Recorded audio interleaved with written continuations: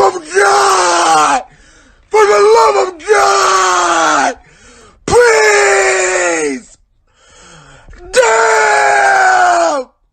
What's going on, everyone? Welcome to WWE Aftershock, week 49. I'm Owen the Birdman Finch, and this week we have someone making their special debut for WWE Aftershock. He's been obviously on the shows before, but this is the first time he's been on the show. He's going to be doing the show the whole time and everything like that, which is awesome. But yeah, let's introduce the newest member to the show, the head of the table, Christopher. How are you today? I'm doing good. I'm getting ready for NXT Deadline tonight. I can't wait. I can't wait to talk about what all went down on Raw, NXT, SmackDown, and I can't wait to talk to you all about wrestling. Yeah, we're definitely excited to have you on here. You know, it helps to have new members just because we've been a little I don't want to say understaffed because we don't do this as a job. We do this as a hobby. But, we haven't added the people lately, so you're definitely helping more than you know. But before we actually start this video and get to the show, since you're a new member, is there anything you want to tell us about yourself that you feel like we should know about you and everything like that? Well, I'm 23. I'm living from Youngstown, Ohio. I watch sports. I play video games. I used to do Taekwondo. I'm a black belt in Taekwondo. And I'm positive about everything. And that's just basically it. Well, it's definitely good to have positivity. We don't have enough of that when it comes to wrestling sometimes. It's filled with a lot of negativity when it comes to social media, so it's definitely good to have someone that, feels positive about wrestling.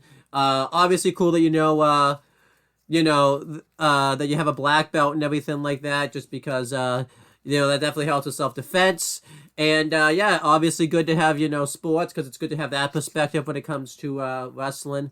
So, yeah, definitely good. Yeah, I thought, I thought you were going to be younger than Zero, but he's still the youngest person on this channel, which is pretty cool. So, yeah, let's just start talking about the shows. We only have an hour and a half to do this, so we're going to see if we can squeeze it in as much as we can. We're going to start with Raw this week. But I have a rule. Since main events taped before Raw, because if you've been to Raw before, they do the main event taping first. I just cover main event first, so I'll just start with that. Let me find. Oh, here it is. Did you get a chance to watch main event this week? No, I don't even watch main event. I can't blame you. I just watch it because it's part of the WWE bubble. So I'll just break it down real quick. Knowing Zero, he's going to cut this from the video anyways, but it's always good to try to get it in there, but we'll see.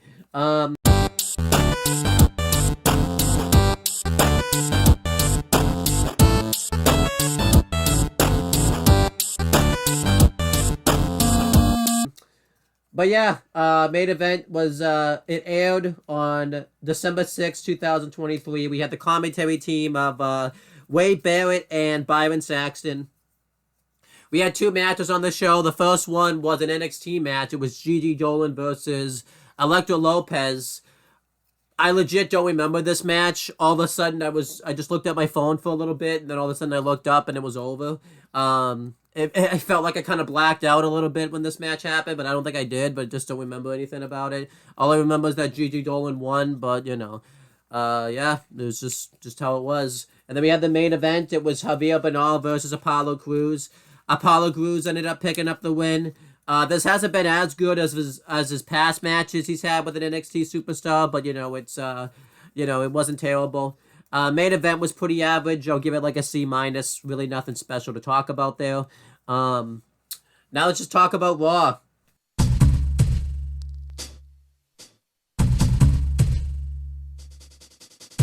Raw aired on December 4th, 2023. We had the commentary team of Wade Barrett and Michael Cole, and it kicked off with Drew McIntyre coming out to cut a promo. He talked about, he welcomed everybody to Monday Night Raw, and he talked about how, he's sick and tired of busting his ass for all these people these past few weeks, while some people have quit the company and come back and expect to, be given the world pretty much. Now, he could have been referencing 2 people there. He could have either been referencing Jey Uso, considering the fact that, he did that back in August and he was brought back to the Raw brand, or he could have been referencing CM Punk, since he just returned recently and he walked out all that time ago. But obviously, you could take your pick on who he's referencing. He could have been referencing both. And Sami Zayn comes out and basically, because Drew McIntyre realizes he's about to talk shit to him, and Sami Zayn rather have him do it to his face versus, when he's not there. So Drew McIntyre basically talks about how Sami Zayn and him really aren't alike, because while he lost and got screwed over by the Bloodline, the difference between him and Sami is he deserved it, because he infiltrated the Bloodline and tried to become their friend and double-crossed them, not expecting that there was going to be consequences for those actions. And Sami Zayn went on to, mention that Drew McIntyre mentioned a good point, but the difference between him and Drew is he lost to his family, but he asked Drew McIntyre if his family would approve of how he's been acting lately. And obviously this didn't make Drew McIntyre happy, because you don't mention a person's family. So Drew McIntyre wants, the match was supposed to be scheduled for later on in the show, but he wants the match to happen right now. So the referee comes out, and yeah, they had a really good match. It went through 2 commercial breaks. McIntyre did a really good belly-to-back throw onto Sami Zayn. Sami Zayn mounted a little bit of a comeback. He had a really cool dive. He did an axe handle smash off of the second turnbuckle, and it looked like, he hurt his ankle coming down. We find out later on it's a work, but I thought at the time it was legit just because of the way he landed. McIntyre threw him over the announcer's table. Eventually, Sami Zayn starts selling the ankle, and Drew McIntyre looks in the ring, and he kind of looks like he's hesitating a little bit. But this time, there's no hesitation, because that was a big reason he didn't beat Seth at Crown Jewel. He took out, Sami from behind to the knee. He laid him out with a Claymore kick, and he ended up beating Sami Zayn, which was, this is really good storytelling element. Then backstage, Jackie Redmond's about to get a word with Sami Zayn, but before she can go interview him, McIntyre attacks him again. He throws him into an equipment case, and then he rolls the equipment case, and he destroys the knee some more. Personnel have to come out and tell McIntyre to leave. And later on, they're giving Sami Zayn a medical evaluation, and Jey Uso comes up to check on Sami Zayn. And we find out later this is they're writing Sami Zayn off of TV for a little bit because he requested some time off because he's got some nagging injuries at the moment. I assume he won't be gone for long. It's probably just going to be up till the Rumble. I could see him having like a big comeback there. But I'm cool with Sami Zayn taking the time off because he's been a workhorse this year, especially with all the storylines that he's been a part of. But yeah, how do you feel about this? I personally like this. It got over Drew McIntyre really well as a heel. But how did you personally feel about this? You know, the match between Drew and Sami, the change of Drew McIntyre's character, and, you know, Sami Zayn being written off for a little while and everything like that. Well, my thoughts on it is I enjoy Drew McIntyre as a heel when I enjoyed him when he was a baby face. So, and I like Drew McIntyre and I like his character work. He's good on the mic. He's good in the ring. And I just like his finisher, the Claymore, out of nowhere stuff. This whole entire thing about Drew and the whole entire bloodline stuff, he needs to just get over it. It's done and it's over. You lost to Roman at the Castle in 2022. It's done. You had your chance, but you failed. It's done and it's over. Move on. There's nothing going back to it. He needs to just get over it. But I understand Sami Zayn, he deserves this time off. He deserves to just be with family, be with friends, have a good time, just enjoy being off, take care of his health. And I do see Sami Zayn coming back after possibly during the Royal Rumble. And possibly kickstart his road to WrestleMania. We don't know what that's going to indicate, but if Sami and Drew are in the Royal Rumble match, I have a gut feeling Sami Zayn might throw Drew McIntyre out of the ring. I would love to see that happen just for Sami Zayn to get revenge on Drew McIntyre, and I know it will be 50-50 booking, but it will be for good entertainment. So there you go. Yeah, this was all a win. Then next, I'll just break down these segments fairly quickly. Shayna Baszler's backstage. She's motivated. Zoe Stark comes up to motivate her with Nia Jax, and she gets interviewed by Barrett Saxon and wonders, you know, how she's going to topple Nia Jax. She talks about, you know, how she was the one that took out Nia Jax all that time ago to begin with because she broke her arm, and she said that she's just going to do it again. This is good stuff. They showed a nice video package for Jey Uso where he's actually cutting a promo doing it, where he's talking about basically his road of what got him to the World Heavyweight title match, where he mentioned, you know, that he quit because, you know, he didn't really think he could be here anymore, but it was Cody that motivated him to come back. And he talks about, you know, how he has another chance to become world champion and he's not going to take it lightly. This was really good video package to get over Jey Uso. And then we mentioned the Sami Zayn interview already. And then the Becky Lynch interview. She just kind of talked about her next target. Nia Jax came up. And Becky Lynch talked about how she forgot about her. And she felt like she never really truly got revenge on her for breaking her face all that time ago. And Nia Jax basically warned her to stay away from her and everything like that. So, yeah. The Becky Lynch interview was fine. Obviously, the Nia Jax bit of it wasn't too good. But, you know, it's what it's like having Nia Jax. So, yeah, how'd you feel about all these segments that happened? Minus the Sami Zayn one, because we kind of already talked about that one. Personally, I wrestling, and I enjoy their segments. Becky, I can't believe she forgot to talk, that she forgot about what Nia Jax did to her in 2018. And that year, we were supposed to get Ronda Rousey, Becky Lynch at Survivor Series in Champion versus Champion, where there's an audible. Charlotte Flair was in the mix, and I still can't believe we're never going to see Ronda versus Becky. I still can't believe we're not going to see that one-on-one encounter.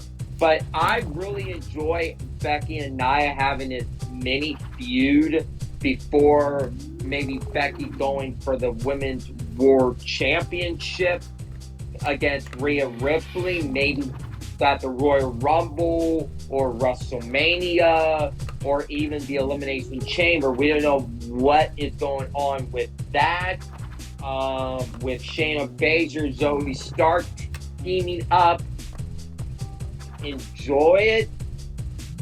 Playing Shayna and Nia, not Shayna and Nia, but Shayna and Zoe, I can see them maybe being tag team champions Definitely. down the road. And then next was Nia Jax face Shayna Baszler. Good stuff, you know. Shayna Baszler tried to target the arm of Nia Jax. You know, she used her grappling skills to try to take her down, but Nia Jax's power was too much for Shayna Baszler. Eventually, she ended up winning with the Annihilator. Yeah, relatively good stuff here. I thought lately Shayna Baszler's matches have been pretty decent lately. It could just be the people she's wrestling with, because you know she's been wrestling the Shayna Baszlers of the world recently.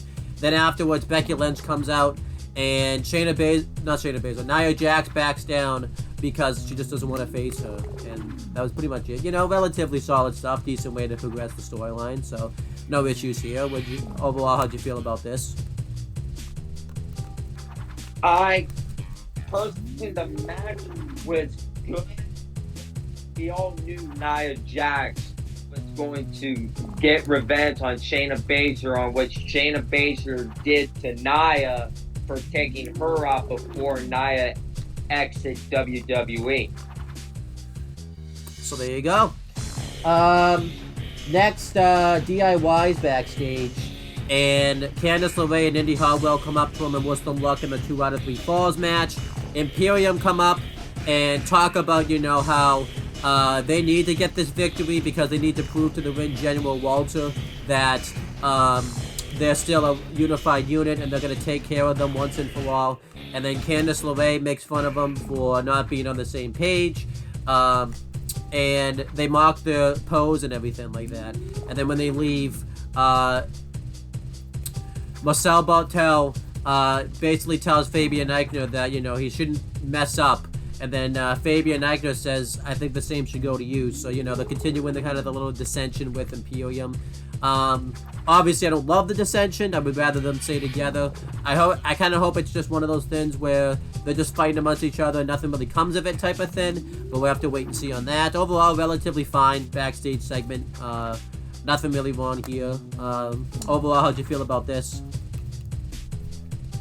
Personally, I feel kind of like confused on this because why are they going to maybe want to split Imperium up? I just hope and I just pray to God they just keep Imperium as a faction and just try to work things out, try to get along with one another, and bada bing, bada boom, everything will be all right. Because you have Gunther as the longest reigning Intercontinental Champion, and you also want Giovanni Vinci and Ludwig Kaiser to finally get some exposure and get to be tag team champions. And they are tag team championship material down the road. So overall, I feel this segment was kind of good in a way, but they just need to just get along as a unit. Definitely. I hope they can. I hope they can kind of stick to that. Then we had a 2 out of 3 falls match. It was DIY versus Imperium. I was very excited for this because obviously we know DIY's history, more particularly Johnny Gargano's history when it comes to 2 out of 3 falls matches. They always deliver the goods, and that was the case here. Imperium get the first fall when Ciampa gets pulled out, and Marcel Bartel rolls up Johnny Gargano holding the tights. So DIY have to kind of fight underneath them. They do a good job fighting them off, and then they get their revenge when Johnny Gargano rolls up Fabian Eichner holding the tights, and Ciampa hits a high knee, prevented Marcel Bartel from breaking up the pin. Then the match continues. They hit some really good near falls and everything like that. Then eventually DIY hit Meet in the Middle on Marcel Bartel. And DIY get the victory here. Obviously, I was really okay with this. DIY needed a big win.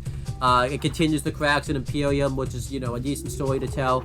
And, this kind of keeps DIY's momentum going to eventually maybe becoming the next tag champions if they want to go that direction. So, yeah, overall, really great stuff here. This is probably the most that the main roster audience has been into DIY since they've reformed, which is good. So I kind of hope, this kind of progresses the, momentum and everything like that. And, I always love me some 2 out of 3 falls matches. I think, WWE always does them very well, especially DIY, because, they kind of mastered the 2 out of 3 falls matches. So, overall, how do you feel about this match and, how it's going to progress DIY and the storyline with Imperium? Personally, I hope it goes well for both teams. I hope maybe either Tommaso Ciampa or Johnny Gargano gets a shot at that Intercontinental Championship once again. With DIY on the main roster and as Triple H running the shows, I think DIY is going to be in a prime position to do really well. And the crowd, they're going to get behind DIY. I heard it on Monday. And I'm going to tell you, it's going to be a great run for DIY. And hopefully it ends with Tag Team Gold. And I can see that as soon as WrestleMania. I feel in a way if Judgment Day keeps those Tag Team Championships all the way to WrestleMania, you could give WrestleMania a DIY moment, having Johnny Gargano and Tommaso Ciampa dethrone Judgment Day as the Tag Team Champions, and that will be a WrestleMania moment for Johnny Gargano and Tommaso Ciampa in Philadelphia. Yeah, that'd be very exciting. So that'd be awesome. And then next, a few quick backstage segments. Tegan Nox and Natalya are backstage. Chelsea Green and Piper Niven come up and make fun of them. They basically just rub it in their face, that they beat them and they're not going to get another opportunity at the tag titles, and that was it. That wasn't really that memorable. And then the Creed brothers, the New Day, and Ivy Nile are backstage. They're training for the Creed brothers are training for their tag title opportunity. So, that was relatively good stuff. No issues there. And then the Judgment Day are backstage. R-Truth's back in their locker room. He got them a black and white TV, but it's not working. And he thinks he's in Judgment Day, but he's not. And they kick him out of the locker room, or their private lounge or whatever. And Dominic Mysterio and JD McDonough come up. And pretty much Damian Priest wants them to take care of the Creed brothers and weaken them down, because they need to showcase what they're capable of, since Finn Balor and Rhea Ripley weren't there for reasons that they never explained. So Damian Priest is kind of in charge of Judgment Day that night. So yeah, all this, that was relatively good stuff. How'd you feel about all these 3 segments right here? Personally, the first segment with Tegan Nox and Natalya and the tag champs, I didn't care for it. With the Creed and New Day stuff, I really enjoyed it because I love Akira Tozawa's dance. And that was unique. I love it. But with the Judgment Day and R-Truth is like one of the most exciting and most funniest characters in all of WWE history. I remember R-Truth climbing the ladder in a Royal Rumble match in 2015 for a WWE Championship, and he was saying, "Oh my God, where's the championship at? Where's the championship?" And then no later, Kane eliminated R-Truth and said, and the commentary team says, "This is not a Money in the Bank ladder match. It's a Royal Rumble match for the WWE Championship." Overall, R-Truth being back in WWE, it's going to be a laughter all the way up until the end of the year and going into 2024. Yeah, let's hope he can get into the Judgment Day, because he thinks he's in it, but he's really not in it. So then Katana Chance and Kaden Carter face Tegan Nox and Natalya with Chelsea Green and Piper Niven on commentary. Match was technically a good match. I really wasn't invested in it. I don't even remember anything about it. I remember there was a botch in the match where Katana Chance and Kata Kata tried to do a moonsault and they completely messed it up. The commentary was entertaining. Chelsea Green kept calling Wade Barrett Wayne Brady, which I think is an actor's name. I'm pretty sure. And Chelsea Green kept calling Michael Cole Mike, and it wasn't Cole, but it was something else. So at least she got Michael Cole's name halfway, because there's a Mike in there somewhere. Eventually, Katana Chance and Kata Kata win with their finish. And afterwards, Chelsea Green wasn't happy about this, because she's Karen, and she's never happy. But then she just gets laid out, which was pretty funny. Yeah, this was kind of whatever, It doesn't really help the women's tag division at all, but this match was just kind of there. It was just filler, just kind of fill in time. How did you feel about this match overall? Overall, I just felt like the match was kind of boring in a way. I was like, when I was watching that match, I just said, let me just be on my phone and just talk to friends and be on social media. Because I just felt it was kind of boring. But I was shocked that Katana Chance got the victory. And I said, oh my gosh, what's going to happen with the tag team championship picture? Are they going to get a title shot? Or is Tegan and Natalia going to get a title shot? But I just hope that the women's tag team champions just go away. Because I feel like the tag team championships is not working for the women. They need something else to carry the women's division. And personally, get rid of the women's tag team champions and introduce a women's mid-card championship down the road. Yeah, it's starting to kind of feel like they need to go that direction. Especially, too, with just how bad the tag division has been booked. Some of it because everyone kept getting injured, but, just the booking of the tag division just hasn't been very good, so. And also, the hot potatoes. I hate hot potatoes in wrestling. It's not great. But yeah, let's hope they can fix that issue. Next, then we had Cody Rhodes come out to cut a promo, and he talked about, how when he was younger, he had always been afraid of the mist. He saw that his dad would always get hit with the mist, and he never really had experience with the mist. And last week, his fears were recognized when he finally got experience with the mist, and he talked about how Shinsuke Nakamura could be different, though, than how he's perceived. You could come out here and he could just fight him, or he could show up on the screen and explain himself about why he attacked Cody Rhodes last week. So he does the latter, and he comes up on the screen, and he talks about how he's been targeting Cody Rhodes because he feels like that they're both alike. He talked about, how just like Cody Rhodes' story's been left unfinished, his story's left unfinished also, where he won the Royal Rumble and he failed to win the title at WrestleMania, and he went on the downward spiral just like Cody Rhodes did.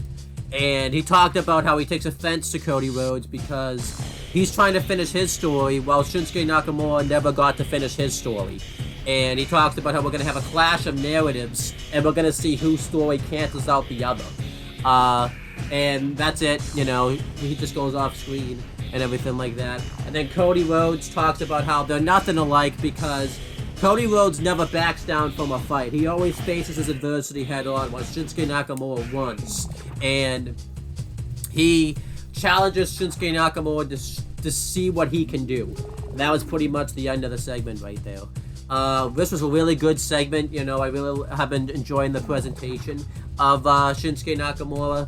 And, even though it's going to be pretty obvious Cody Rhodes is going to win this feud, this is a good storyline to give kind of Cody Rhodes something to do up until the Royal Rumble. It's something fresh for him to do too. He's been kind of doing the Judgment Day stuff for a while, so I'm happy he's got a new opponent now and everything like that. And it's been relatively great stuff. So I've really enjoyed this. How did you feel about this segment and Nakamura's reasoning for why he's been targeting Cody Rhodes? I enjoyed this segment 100%. I feel both Shinsuke and Cody Rhodes are alike. They both won the Royal Rumble matches. They lost a match at WrestleMania for a championship. And I understand Shinsuke Nakamura never finished his story and winning the championship. He lost Seth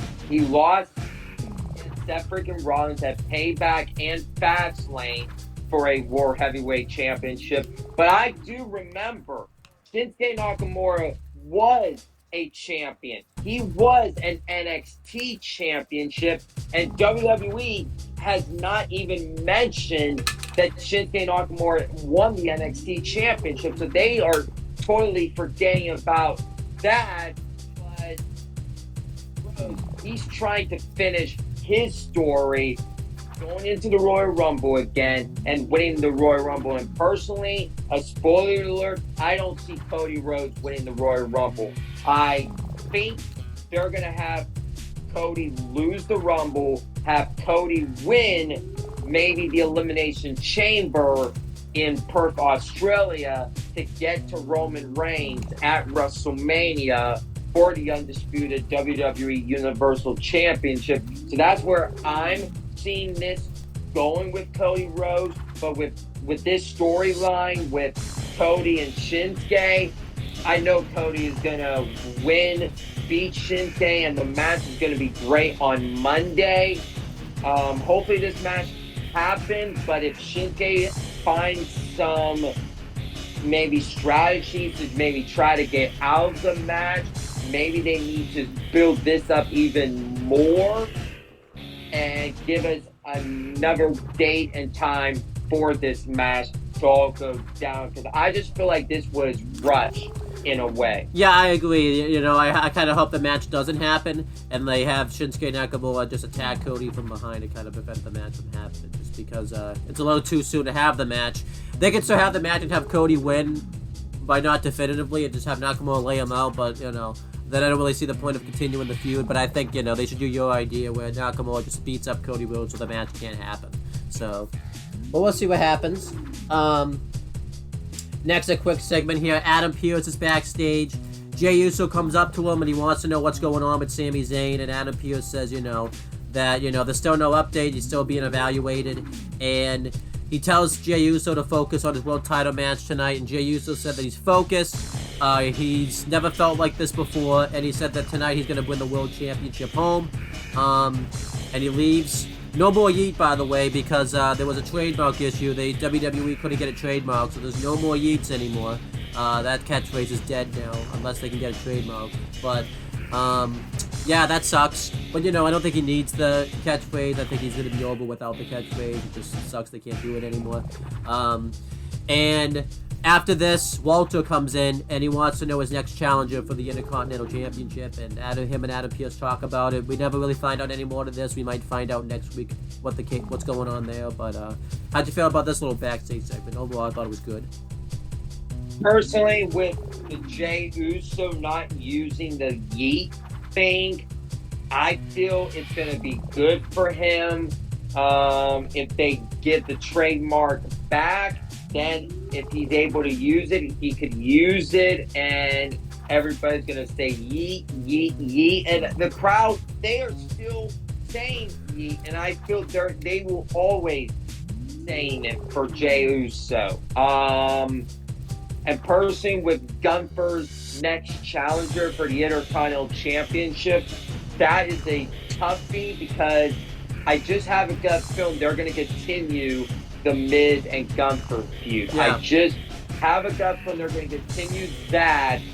And Gunther, and we know Gunther is going to retain the Intercontinental Championship, because I don't see Gunther losing that championship up until WrestleMania. And I feel, as of now, I have 3 superstars in mind that could actually be legit contenders and actually dethrone Gunther for that Intercontinental Championship. You could go with option A, and I think Chad Gable gets his moment at WrestleMania by dethroning Gunther. If they don't go with option A, you could go with option B and go with Brock Lesnar dethroning Gunther. Or if you don't want to go with option A or B, you go with option C and have the person that wants to be Intercontinental Championship and finally become a Grand Slam champion, and that's Sheamus. So I have those three superstars in mind that could take the Intercontinental Championship off of Gunther at WrestleMania. All great options. They could do something, though. I recommended this where it's Brock versus Walter at Mania, and Walter beats him, and the next night, Walter loses the belt. Because obviously, as you know, it's not always just Mania when momentous stuff happens. Sometimes the night after WrestleMania, a lot of momentous stuff happens, so that could very well happen in the night after WrestleMania, where, that's where Walter loses. We'll have to wait and see. We're still not there yet. We have the next match. It's Dominic Mysterio and JD McDonough versus the Creed brothers with Ivy Nile inside. Pretty much a destruction. It wasn't a total squash match, but the Creed brothers were too good for JD and DM.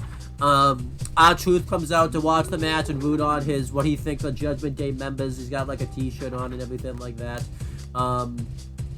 Eventually, they hit the Brutus Ball on JD McDonough for the win, and the Creed brothers beat Judgment Day. But this made sense. It was a good way to build up the Creed brothers for a tag title match. It was just... that's what happens when you're not a good son. You get destroyed like this. The Dominic Mysterio deserved this. So, overall, how did you feel about this nice little match they had right here? Personally, if the match was great,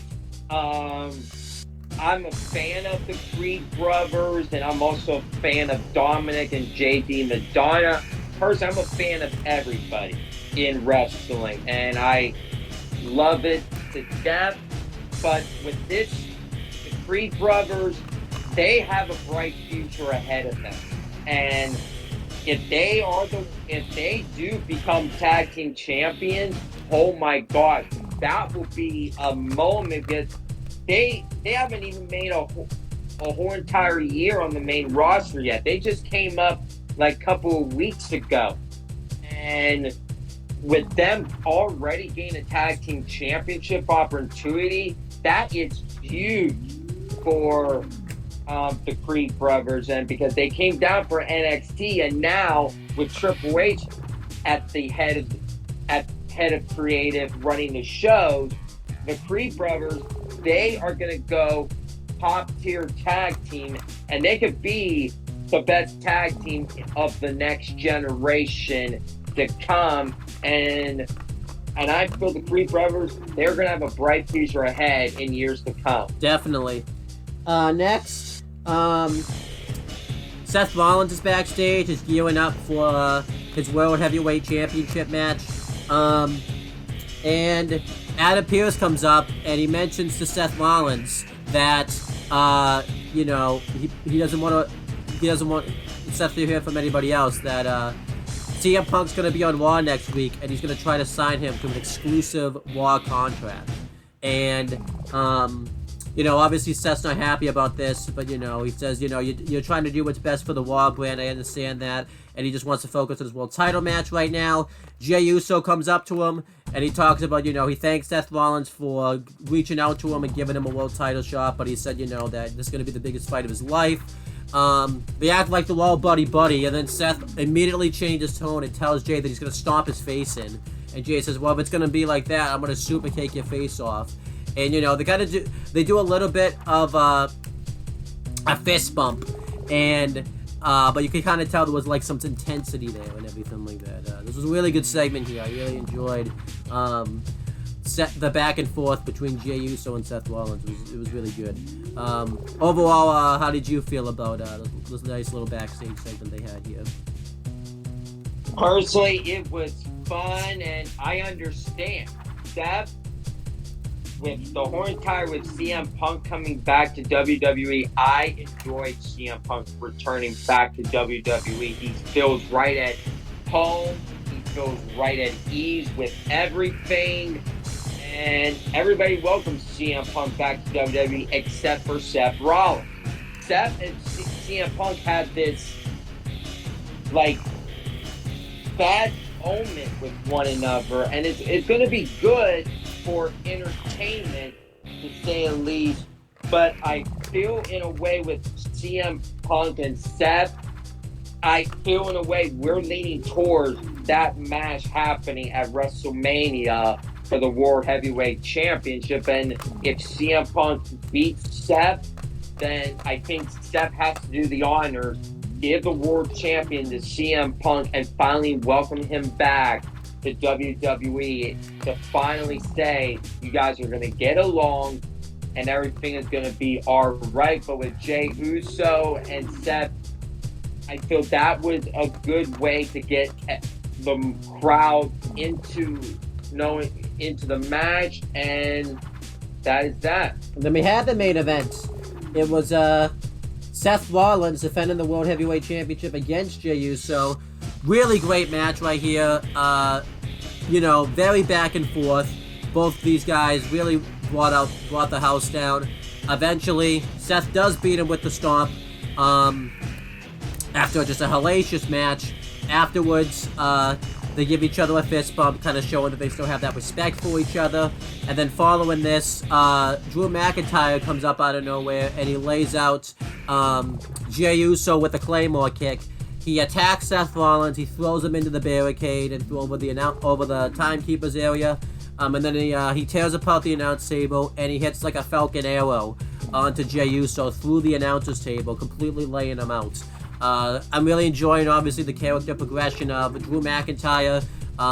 He's finally in that heel mode. He's obviously been teasing it. I would say last week he was truly in it, but this week was kind of like the first full inclination, and now he's in heel mode. Like, he's not just attacking Jey Uso anymore. He's starting to attack other faces. He's written off Sami Zayn now, and I think it's awesome. I think what sucks about it is he's not going to get the title out of it, which, it is what it is, but, there's bigger things to go off of right now, but he's finally in the right character role. He needed this heel turn, and I'm really happy he got it. So it was a great way to end the show.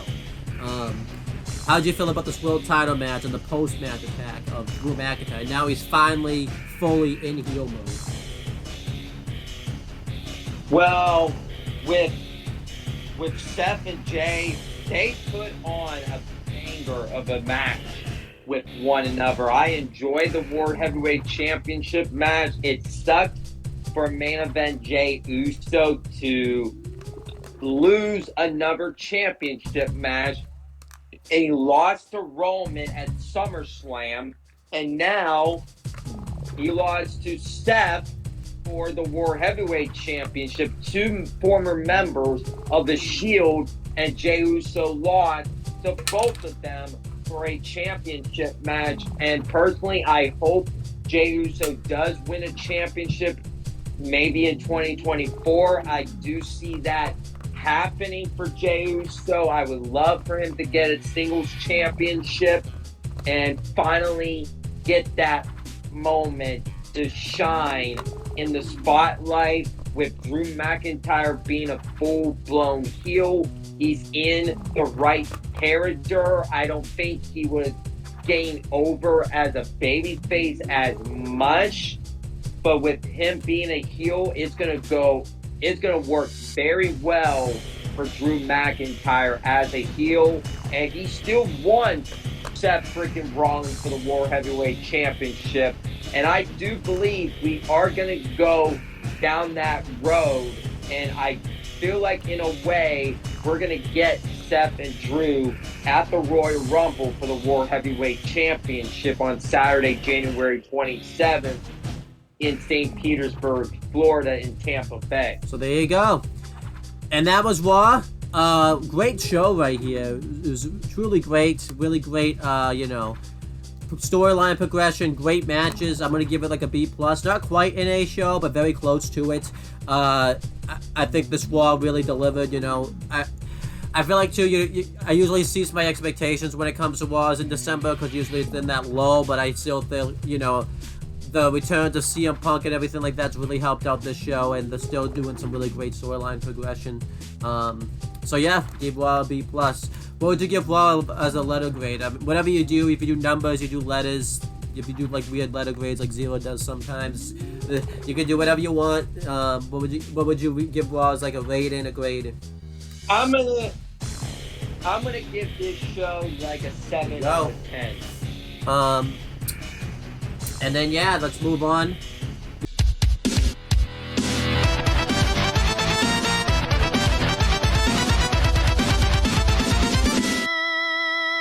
We have some stuff announced for next week's Raw. I'll just break that down real quick. We're going to have, as you said, Cody Rhodes versus Shinsuke Nakamura. That'll be a big match. We're going to have Drew McIntyre versus main event Jey Uso, obviously after the post-match attack.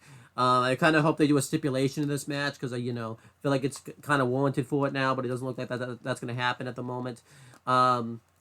We have also Rhea Ripley versus Maxine Dupree. Maxine Dupree posted that on her Instagram earlier today. That'll be relatively decent, I think. I can't really think of anything else that's announced for Raw at the moment. And then the big thing is what CM Punk will be making his appearance and deciding which brand he will sign on. I imagine the whole show will be built around that. That might main event the show. So we're looking like we're going to get an excited Raw next week, which is good. And hopefully CM Punk don't get cut off like what we saw last time. But we'll see. Let's go through the NXT shows now. We'll start with Level Up since that airs before NXT. Well, not airs, but it's taped before NXT. It actually aired on December 8th, 2023. We had the commentary team of Blake Howard and Byron Saxton. We had a debut. It was Dion Lennox versus Brooks Jensen. Dion Lennox looked pretty good in this match. He did mess up a drop kick where he couldn't get his footing down after the drop kick, but it's his debut. You gotta cut him a little bit of a break. Jensen did win. I think he went for like a knee drop, but it wasn't a knee drop. It was just a fist, but whatever. Brooks Jensen got the win. It was a relatively good match there. Then Jenna Parker got interviewed. She talked about how she's going to make a name for herself at the expense of everybody else. Pretty generic interview. The interviewer on Level Up is different now. It's now Sarah Schreiber. Since Mackenzie Mitchell got released, they called up, I forget her name off the top of my head, but it was the interview queen from ROH. But I don't remember her name off the top of my head. But yeah, they called her up now, so she basically took Mackenzie Mitchell's role. If you want to see my thoughts on Mackenzie Mitchell's release, you can watch last week's show. Jada Parker then faced Gigi Dolan. This match was relatively okay. Gigi Dolan won that match. They need to get Gigi Dolan back on TV again. Then we had the main event. It was Ilya Sanofi and Malik Blade versus Drew Gulak and Charlie Dempsey with Miles Bourne and Damon Kemp ringside. Good stuff. After all this interference, Drew Gulak hit a spinning back fist onto one of the guys. I can't really tell which one is which. Then afterwards, they get tagged in, and Charlie Dempsey and Drew Gulak hit like a double iron curtain on. I think it was a no-fay for the win. So overall, it made sense to give the win to Gulak and Dempsey. They need to get Gulak's group back on TV again. But overall, relatively solid episode of Level Up. I'll give it like a C+. It was relatively okay. Decent matches. You got to see some new faces, so that's good. I assume you didn't get to watch Level Up? No, I don't even watch Level Up.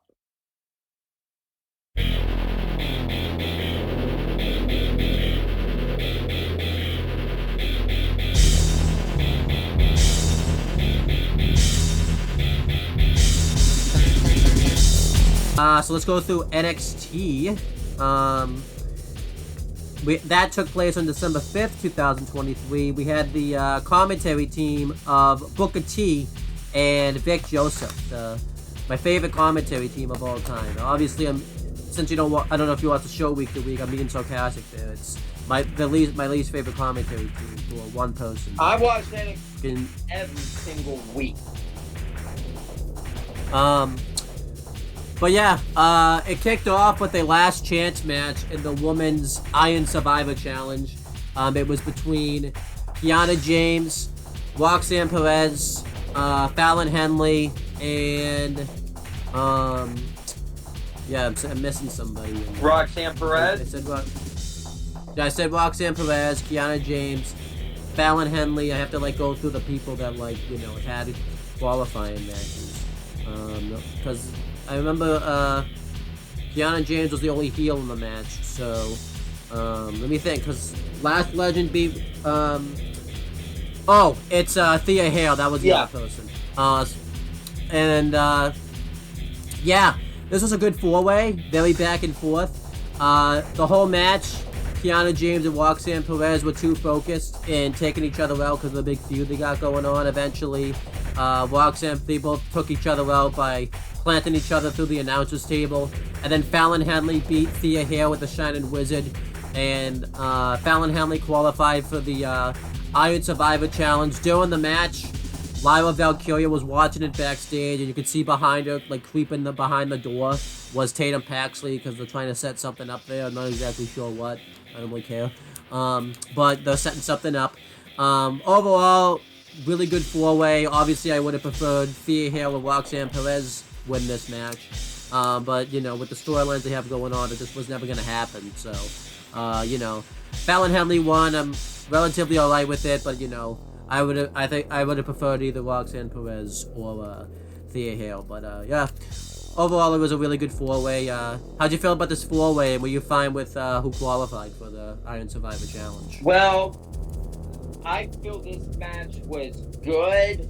Fallon Henley, I feel she deserves it.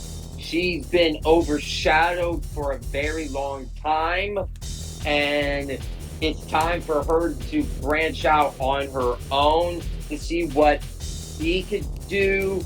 I was making picks in other wrestling leagues that I am currently in. I did pick Roxanne Perez to win because I wanted her to maybe try to find a way to go back to back, but it made sense for Roxanne and Kiana James to short out their rivalry, and it made sense for Fallon to win. And we're just going to have to see if she's going to pull off the huge win tonight at NXT Deadline. Yeah, only time will tell. Then it showed a TikTok challenge that Alpha Academy and Metaphor had with each other. This was funny. It's a big TikTok thing they're doing nowadays where they try to outdo each other. And, yeah, it was really funny stuff. We'll just break down these next segments quickly. And then Lyra Valkyria got interviewed. She talked about how she's looking forward to the Iron Survivor Challenge. Lola Vice and Elektra Lopez come up, and Lola Vice points out, you know, that it may not even matter who wins the Iron Survivor Challenge, because if she decides to cash in a breakout tournament contract, she could just take the title from her. And then Tatum Paxley comes up and sticks up for her, but just being like creepy about it. And it turns into a match later in the show. Relatively decent stuff here, you know. I like the fact that they're dangling that contract just to show that that could be a threat. I don't really know how I would feel about the Tatum Paxley stuff. I could do without that, but you know. How'd you feel about these two segments right here? Personally, that TikTok thing, it was funny in a way, but with this horsepower Lyra Valkyria, Tatum Paxley thing, Tatum Paxley just feels kind of weird in this character, and I just don't know why, though, but hopefully they figure something out down the road with this. Definitely. But with Lola Vice, she won that breakout tournament to get an opportunity for a championship, and even Elektra Lopez said, you don't have to cash in on the NXT Women's Champion. They could use that to go to the main roster and challenge for the Women's Tag Team Champion.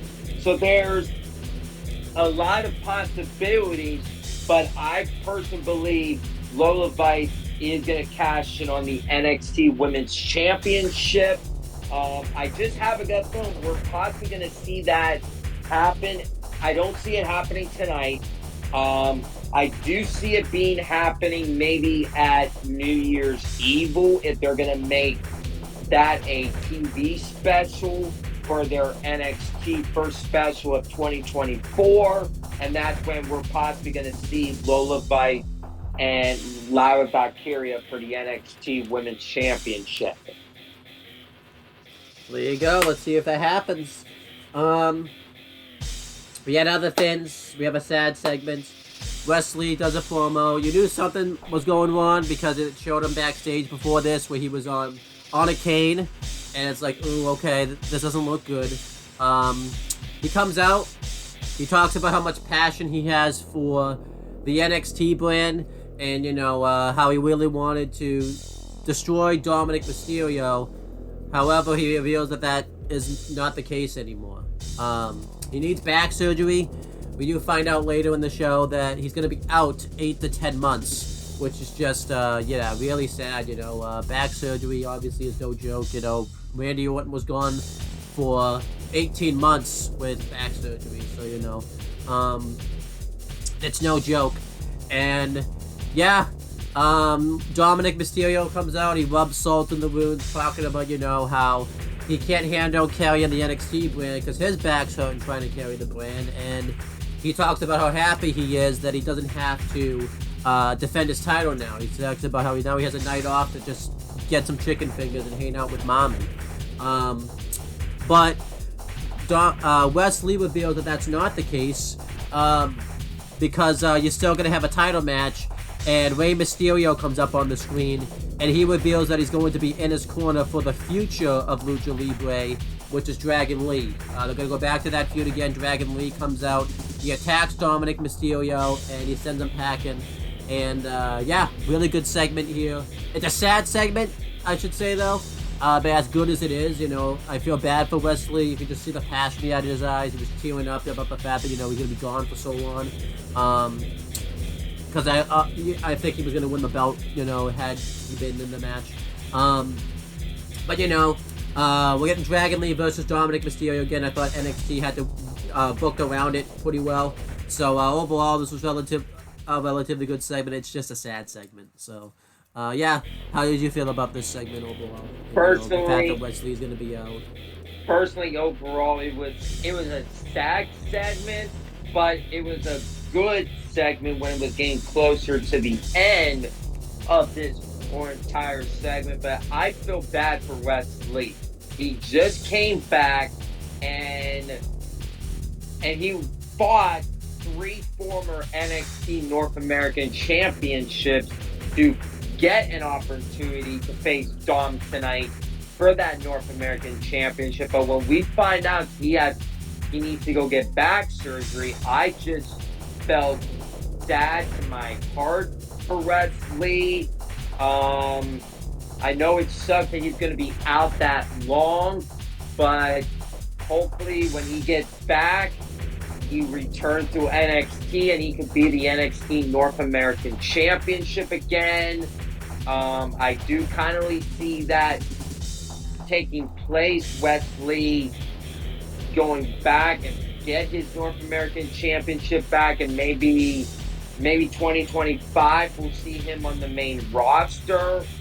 But overall, with Dragon Lee and Dominic, I have seen this match happen on Monday Night Raw. I have seen this many times, and I just feel, yeah, tonight is going to be a good, solid match with Dominic and Dragon Lee. But Dragon Lee is on the main roster, so it just don't make sense that 2 main roster guys are battering for the NXT North American Championship here tonight. Yeah, that's fair. I am going to give NXT a pass just because, you know, they had to scramble to come up with a new match with Wesley being gone, so I will give them a little bit of a pass when it comes to that. So, next, Kiana James is backstage. Izzy Dame's checking on her. You know, she talks about, you know, how Kiana James talks about how she feels like Roxanne Perez is probably worse for wear. We see that she's being attended. They get into a brawl, and Ava comes in to break it up, and she reveals that she's going to go to Shawn Michaels' office, and she's going to get a match approved between them. So, yeah, that was an interesting segment. We see Ava a lot throughout this show. And then it shows a video package. We find out that on this Tuesday's episode of NXT is going to be the start of the NXT Men's Breakout Tournament. We don't know the brackets yet. We just know the competitors.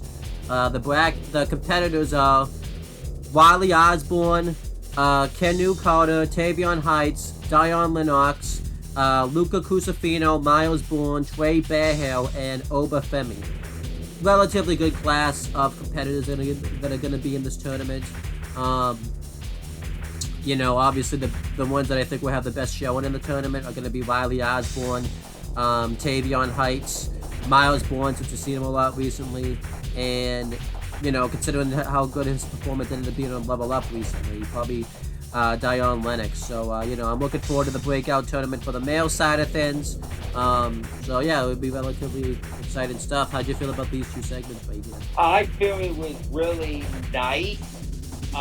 With Ava Rain, she was a part of Schism, and now when Schism broke up, I feel okay, Ava's going to get lost in the shuffle. They're not going to know what they're going to do. I know when they were competing with AEW that night, I saw Ava talking to Paul Heyman. That was a unique thing, but and now I'm going to say with Ava Rain taking over and making a match official with Roxanne and Kiana James inside a steel cage tonight, I feel like in a way maybe Ava Rain is going to be like a general manager role for NXT. If that is what's going to happen, and Ava's going to do a good job being that general manager role, but hopefully they can try to get Ava to be a wrestler and find a good general manager for NXT. I would love for William Regal to go back to NXT and be the general manager of NXT. I would love for that to happen. Yeah, we'll see if that happens. Obviously, I think it's because he had the no compete then where he couldn't be on screen for a while. So I think that's over now. So I think that's more likely to happen now. So we'll have to wait and see. It might not be up yet because I think he left AEW, like in December. So I think January is when it's up. So let's see. Hope we can make that happen. And then we had a match. It was Tatum Paxley versus Lola Vice with Electra Lopez inside. Kind of a whatever match, just kind of there. I think during this match, Joe Gacy just pops up in the crowd from out of nowhere, and he's telling Booker T and Vic Joseph they're doing a great job of commentary and just acting really great. And you know, this kind of took Vic Joseph and Booker T. They were like speechless the whole match because that happened, but eventually Lola Vice wins with a moonsault, and yeah, that was pretty much it. Yeah, kind of. This was fine. Nothing really too bad here, I guess. I like the Joe Gacy part. That was good. What did you think of this? First, I'm keeping it short and sweet. This match was there. It just was a filler match with Joe Gacy being there. I just feel like they just don't have anything like creative for him and get him to be like in any matches. And I want Joe Gacy to be a part of matches and part of storylines, but they're just trying to figure out what they want to do with Joe Gacy. Yeah, let's hope they can find something. Next, Nathan Frazier's backstage. This is from last week. He's licking his wounds from being destroyed by Ilya Dragunov. And Axiom comes up and basically says that he pissed off the wrong guy. And Nathan Frazier takes offense to this and he challenges Axiom to a match tonight. And Axiom accepts. But they're going to go back to being friendly after this is over. So, relatively decent segment here. You know, it sets up a match, which is good. So, no issues here. How'd you feel about this segment? It was a good segment, and we're going to see what Nathan Frazier and Axiom do tonight on the NXT Deadline Kickoff show at 7 o'clock Eastern Time. Yeah, we'll see what happens. And then we had Alpha Academy versus Metaphor. Representing Alpha Academy was Chad Gable, Otis, and Maxine Dupree, and representing Metaphor was Noam Dar, Oro Mensah, and Last Legend. Akira Tozawa and Jakawa Jackson were the corner people for both teams. You know, obviously Akira Tozawa with Alpha Academy and Jakawa Jackson with Metaphor. Good six-person mixed tag match here. They worked this very well. The highlight of the match was Last Legend body slamming Otis. It was incredible. Eventually, Alpha Academy win. Chad Gable makes Noam Dar tap out to the ankle lock, the grapevine version of it. And yeah, I thought this was good. You know, Alpha Academy needed a win because they've been taking a lot of big losses lately, and this was a good way for them to finally get in the win column. Everybody got to do something in this match. So, you know, overall, I like this a lot. How did you feel about this? I personally feel I really enjoyed this match. Alpha Academy, thank you for winning this match. With Metaphor, I'm just not over with them as yet. They're doing good, but they just need to keep improving their mic work and their ring skills for me to like actually be over with them. But overall, it was a good match, and I'm impressed that Last Legend knows how to pick up a big man.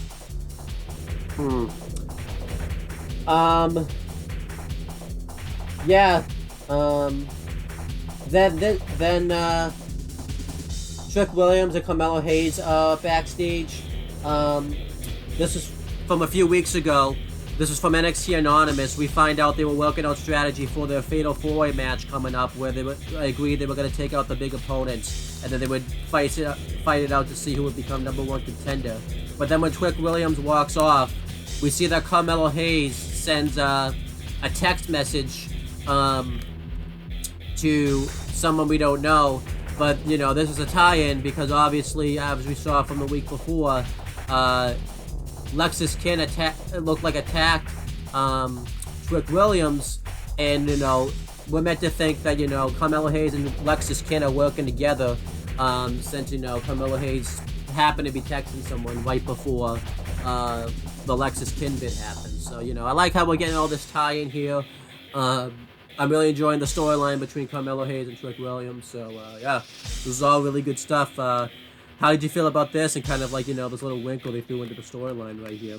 Personally, I feel this storyline is going to have a payoff, and I've been kind of saying, okay, who attacked Trick?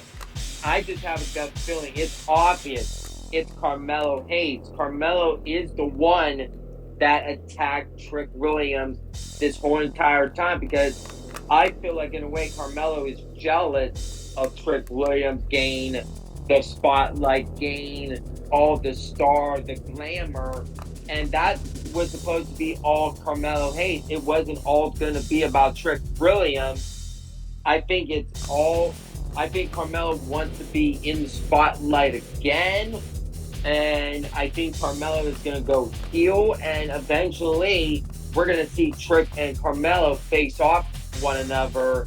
And if they're going to face off each other, I feel it's going to be at NXT Stand and Deliver during WrestleMania weekend. Yeah, especially, I think that would be Carmelo Hayes' last feud before he gets called up to the main roster. It would be with Trick Williams, so that would be awesome. Then this is when we see Joe Gacy in the crowd. I guess it was here. I jumped the gun a little bit there. Gallus are at the bar, and Hanky Tanky buy them drinks, and they basically want to face Gallus in a match next week, to kind of show that they have what it takes to be a strong tag team in the division. And Gallus pretty much, they don't accept it first, they basically get goaded into accept it, and they do, and that was it. I didn't like this segment. It was really bad. It was just not good. Have to give you thoughts on this after I go through these next two segments. Ava's backstage, and this is where she reveals that cage match gets made. And then Baron Corbin gets interviewed, and he talks about how he's worried about Ilya Dragunov not being able to keep his emotions in check after what he's been saying about him, and he talks about how he's going to expose that tonight. So, good interview by Corbin there. How do you feel about all these segments right here? Personally, the first segment was kind of a bad one, but the other two, it was kind of good, with Baron Corbin gain what he was going to say and get ready for his NXT Championship match tonight against Ilya Dragunov. And personally, whatever happens tonight in that match, it's going to be Baron Corbin's best WWE match in his career. Win or lose, it's going to be the best match of his whole entire career. Probably. Next, we had an Women's Iron Survivor Challenge Summit hosted by Byron Saxton. They pretty much, everybody talked. They talked about why they were going to win the match, and they kept cutting each other off. Eventually, they all start arguing with each other, and Byron Saxton gets pissed. He's like, "You promised you weren't going to do this," which was the highlight of the segment. And everybody brawls, and everybody's going to get separated. I didn't like this segment. It went exactly as you thought. The only thing that makes this segment really anything worth watching is just see Byron Saxton just get mad when everybody breaks their promise. It was awesome. Like, where's this Byron Saxton then? But other than that, the segment, I could have done without it. It was just like, what are you doing? But, yeah, overall, how did you feel about this segment right here with the Iron Survivor Women's Summit? Personally, I enjoyed this segment, and when they do these summits things, we know what's going to happen at the end of it. It's going to be, everybody's going to be brawling, everybody's going to hate each other, and it's good for entertainment. But the thing that I caught on is I saw a QR code on Byron Saxton's podium, and I had my cell phone out trying to scan the QR code. Well, my phone didn't work for the QR code. So that sucks. I was upset with that whole entire thing, and I had to scramble on social media trying to figure out, okay, what was the QR code? And the QR code said, and it's a person saying, "See you at Deadline," and that voice is definitely the returning Cora Jade. I'm hoping I'm hearing that she is expected to return tonight. So hopefully we get to see my girl Cora Jade back in NXT and get her back into storylines. So it's going to be a fun and entertaining night, to say the least. Yeah, we'll see what happens there. Next, Axiom faced Nathan Fraser. Before they can really do anything, the women in the Iron Survivor Challenge are all still brawling with each other. They hadn't been separated. And they get into the ring. No one touches the wrestlers, but the ref calls the match off for no reason, just because.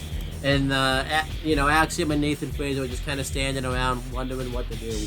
And then, after this, it looks like Blair Davenport's gotten away unscathed, but then she gets attacked by Nikita Lyons to no reaction, really.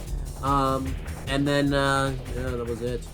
I didn't like this. I don't really like the fact that they threw this match away. Thank God they're doing a rematch at Deadline, but it's like they should have just booked a match at Deadline instead of here. It didn't really make sense. Like, if you're gonna interrupt any match, why did it have to be this one? Like, it was just stupid. But how did you feel about this? I just feel like it was bad all around, and personally, I'm glad that Nikita Lyons is back. And she took out Blair Davenport. I just have a gut feeling that Nikita Lyons is going to take out Blair Davenport before NXT Deadline goes on the air, and they could say Blair Davenport is unable to compete, and that is how you bring Cora Jade back for this match here tonight at Deadline, is being in the Women's Iron Survivor Challenge. I like that.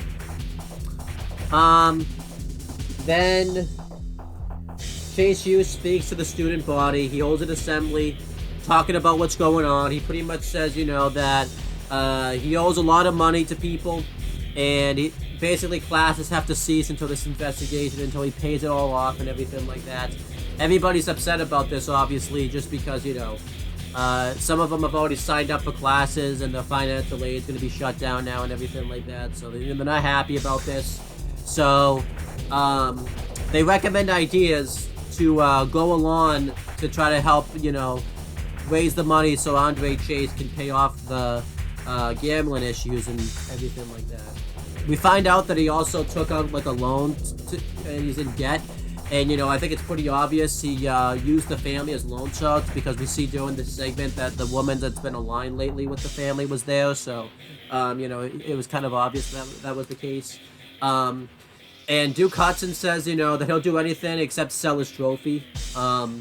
Everybody recommends, little ideas they can do. JC Jane has an idea, but Andre Chase won't listen to her.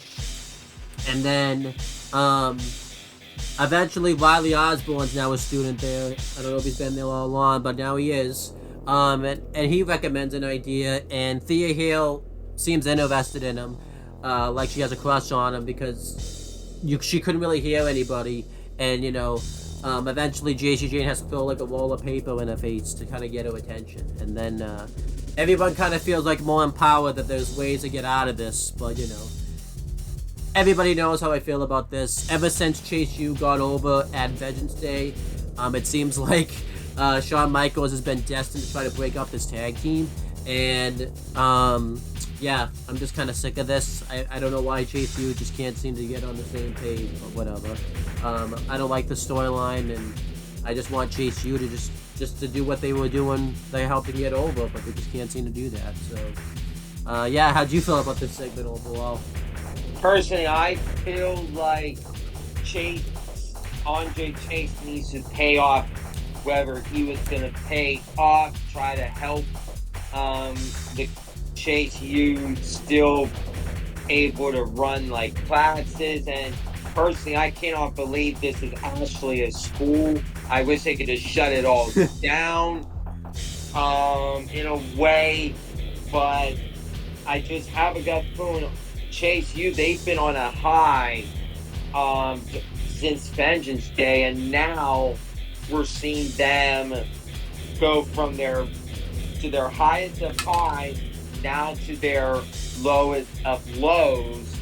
And I just feel in a way Andre Chase needs to just pay what he was going to pay off, help out Chase U, get them back on track, and get everybody to be happy. Or if not, we're not guaranteed a happy ending in Chase U. Yeah, so we'll see what happens. Hopefully they can bounce back from this.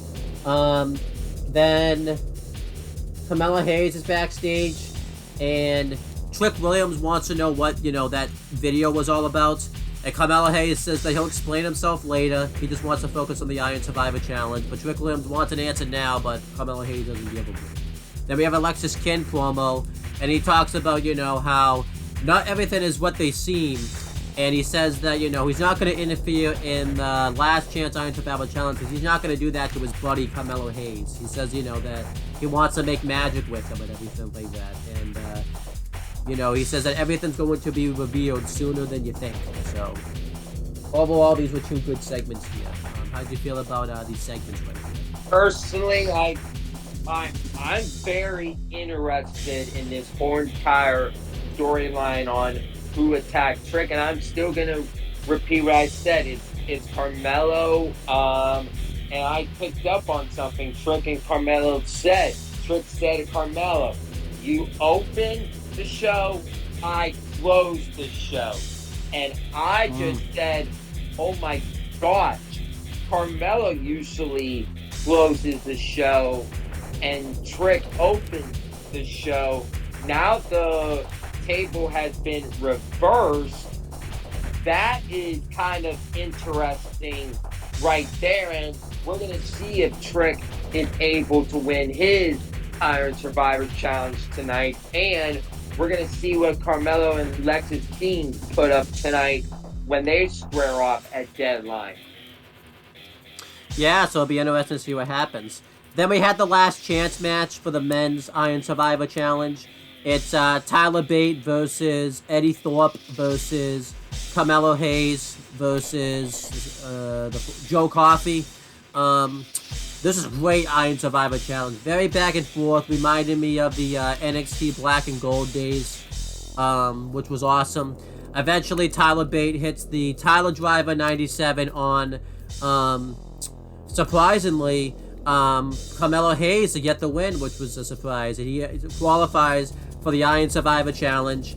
Afterwards, he cuts a promo talking about how he's going to win the Iron Survivor Challenge, but then Dijak cuts him off and says that he's going to win it, and he's going to have a body count for everyone that he takes out. Braun Breaker comes out. Before this, too, actually, Dijak took a cheap shot at Eddie Thorpe, which was funny. And Braun Breaker comes out and says that, you know, he's going to spear everyone to get to the Iron Survivor Challenge. Josh Briggs comes out and says that everyone's thinking of him like an underdog, but he's going to prove everybody won. Everybody gets into a brawl, and that was pretty much it. Overall, I liked this segment. I liked this match a lot. And I just thought it was funny that Eddie Thorpe just got, like, beat up for no reason. That was pretty funny. How did you feel about this match and Tyler Bate qualifying and everything like that? Personally, I was shocked on Tyler Bate qualifying, and I think you're, like, mistakenly wrong. I feel Tyler Bate pinned Joe Coffey, not Carmelo Hayes, for the win on Tuesday. I was rooting for Carmelo Hayes to get in, but it kind of made sense for Carmelo to not be in the Iron Survivor Challenge. And Tyler Bate, he proved to everybody on why he wants to be champion again. And personally, we're going to have to see what Tyler Bate has in store for NXT Deadline tonight. And I'm hearing rumblings that Tyler Bate and WWE, they want him to go to the main roster very soon. And personally, I feel he is going to the main roster, and he'll be a good fit on Friday Night SmackDown and try to help Butch, Sheamus, and try to get the Brawling Brutes back on track. But I just feel the Brawling Brutes are going to possibly disband as a tag team, and hopefully with Bush, we get the returning Pete Dunne again. So, yeah, I would love that a lot. Then Carmelo Hayes is backstage. Trick Williams demands an explanation, and Carmelo Hayes still doesn't give him one. He talks about, you know, he wants to say, like, why would he text someone that he also has an issue with and everything like that. And he says that, you know, he's going to handle this Lexus Kin issue, and he's going to beat him in a match at Deadline. And Trick Williams tells him he's opening the show, and Trick Williams is going to close the show. So, you know, really good tension here between Trick Williams and Carmelo Hayes. How do you feel about this segment? Personally, I feel we're going to be on our edge of our seats with this one. We would see. Then we had the main event angle. It was the face-to-face segment between Ilya Dragunov and Baron Corbin. Ilya Dragunov talks about how Baron Corbin's been making fun of his lifestyle and making fun of what he sacrificed for his family, but he's never lived a mile in his shoes. He doesn't understand what Ilya Dragunov has gone through. Meanwhile, Baron Corbin mentions that he talks about how he's gone through all these different incarnations, and everyone has never really recognized his talent, what he's done for this company, and how much time he's put into it. And he tries to egg on Ilya Dragunov to lose his cool pretty much by keep mentioning his family. But Ilya Dragunov doesn't want to lose his cool because he wants Baron Corbin to make it in one piece, so that way he can prove that he can beat Baron Corbin at Deadline. And it looks like that it's worked. Baron Corbin, you know, finally says one final thing to get under Ilya Dragunov's skin. But instead he gives him a hug and says, you know, pretty much that the only one that can conquer the dragon is the dragon himself. And Baron Corbin looks all concerned and realizes that he thought he had Dragunov right where he wanted him, but that was not the case. And Dragunov leaves, and then at the end of it, the men in the Iron Survivor Challenge get into a brawl, and eventually it leads to Braun Breaker spearing I believe it was I forget who it was. I think it was either Trick Williams or Tyler Bate threw at the table in the corner. I remember somebody get speared in the corner, but I forget who it was. I think it was Josh. I think Josh Briggs took the spear. I wanted to say him, but I felt like that was too easy of an answer, just because it seemed like he would be the one that would take that. But overall, really good segment here. I could have done without the brawl here. I wish it ended with the Dragunov Corbin thing, because I thought that would have been a more better way to end the show, but whatever. Yeah. Well, how did you feel about this segment? The Corbin, Dragunov face-off, and then the brawl afterwards. And do you think, the brawl was too much? Do you think they should have ended up with Dragunov and Corbin? Or what do you find how they ended the show? Personally, they didn't need to add that brawl at the end. We saw the brawl with the women. We don't need to see it for the men. Let the men just let it be. We already saw them talking and stuff. That is how they could have ended. They could have ended the show just to face off, to get people invested and people thinking, oh my gosh, we're kind of invested into NXT Deadline. Let's go subscribe to Peacock and order the show for tonight. And let's see how things are, and let's enjoy a good night with wrestling. Yeah, I definitely agree with that. And that was NXT for the week. Solid show. I'm going to give it a B. I think the thing that really hurt the show was I thought they had too many polar pop brawls. I think they did one for the woman, they did one for Kiana James and Roxanne Perez, and then they did one for the Iron Survivor Challenge. I feel like they did too many of them. I feel like they could have definitely lessened them. But overall, we had some good matches on the show. We had some good segments and good storyline progression, which is always nice. How do you feel about NXT? NXT was good, and I'm going to give it like a 6 out of 10.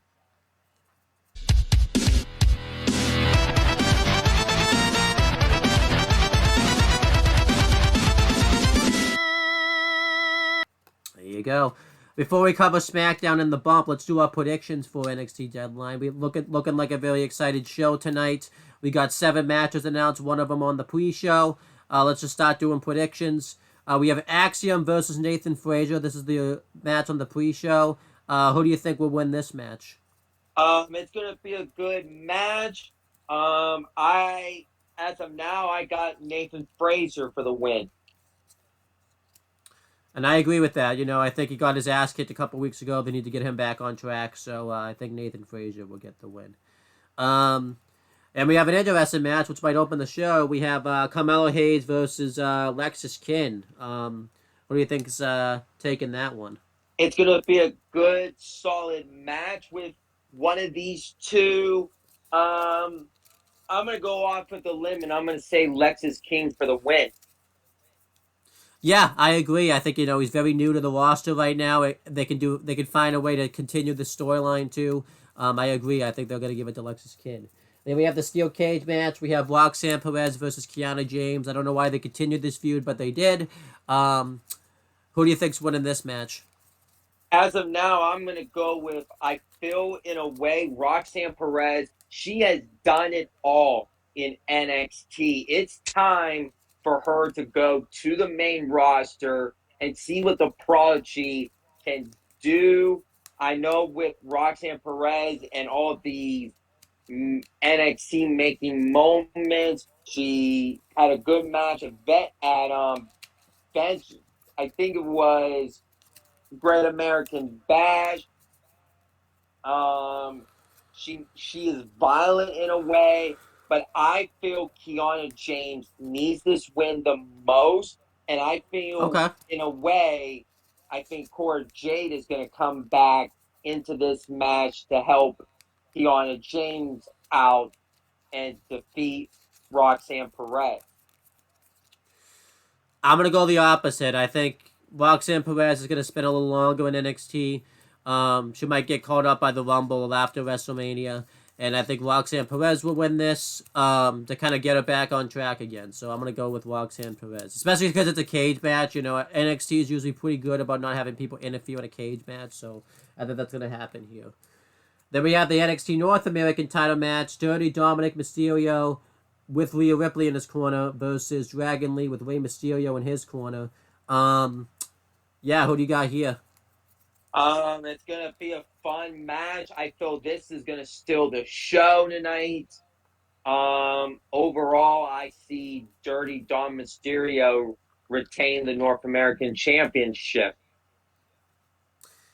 And I'm going to go the opposite. I'm going to go on a limb and say Dragon Lee wins. I think it's time to get Dragon Lee some love. You know, he's been taking a lot of losses lately, and I think Dominic Mysterio has done everything he could do with the North American Championship. I'm going to say Dragon Lee actually becomes the new NXT North American Champion. And, you know, he does kind of what Don's been doing and, you know, goes to both brands and everything like that. I think that'd be awesome. Especially, too, with what happened on SmackDown, which we'll talk about in a little bit.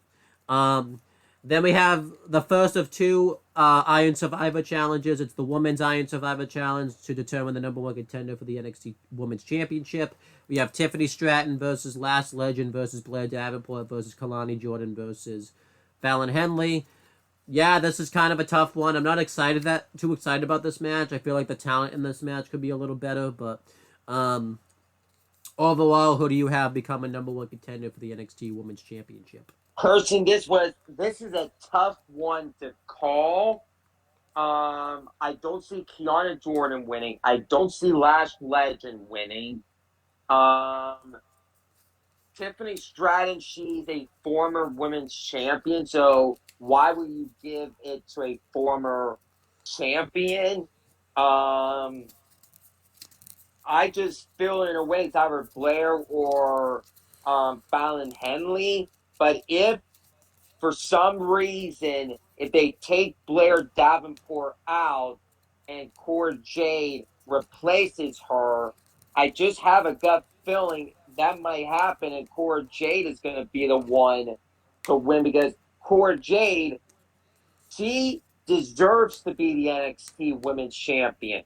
And I think with her coming back, it's time for Cora Jade to become champion and to see what she could do. But if she's not going to be in the match, then I have a gut feeling they're going to give it to Fallon Henley.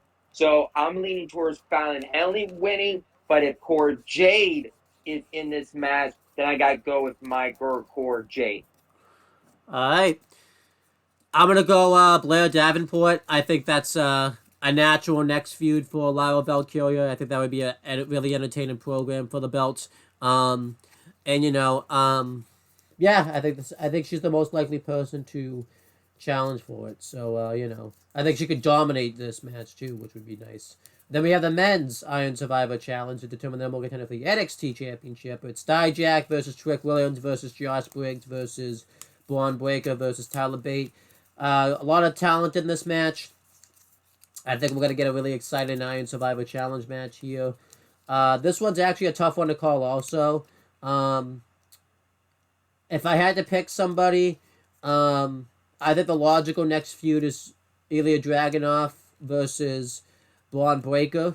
So I'm going to say Braun Breaker wins. I think, you know, it's time to get him back in the title picture. He's been out of it for a while, and I think this is a perfect way for him to dominate and get back in the title picture. So I'm going to go Braun Breaker. Who do you think is going to be taking this? I'm going the complete opposite with you. I think Trick Williams is going to take the win here and be the next contender for Ilya Dragunov for the NXT Championship. And I think, in a way, Trick Williams is going to be the one to take the title off of Ilya. And hopefully we get Trick versus Carmelo for the NXT Championship at WrestleMania weekend, where Trick is the babyface and Carmelo is the heel. All right.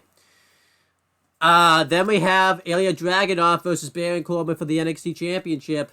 Who's taking this? I'm going to go with Ilya Dragunov.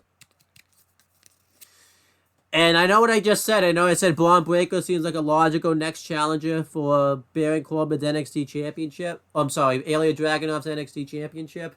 I'm going the opposite, though. I think Baron Corbin's finally getting his flowers here.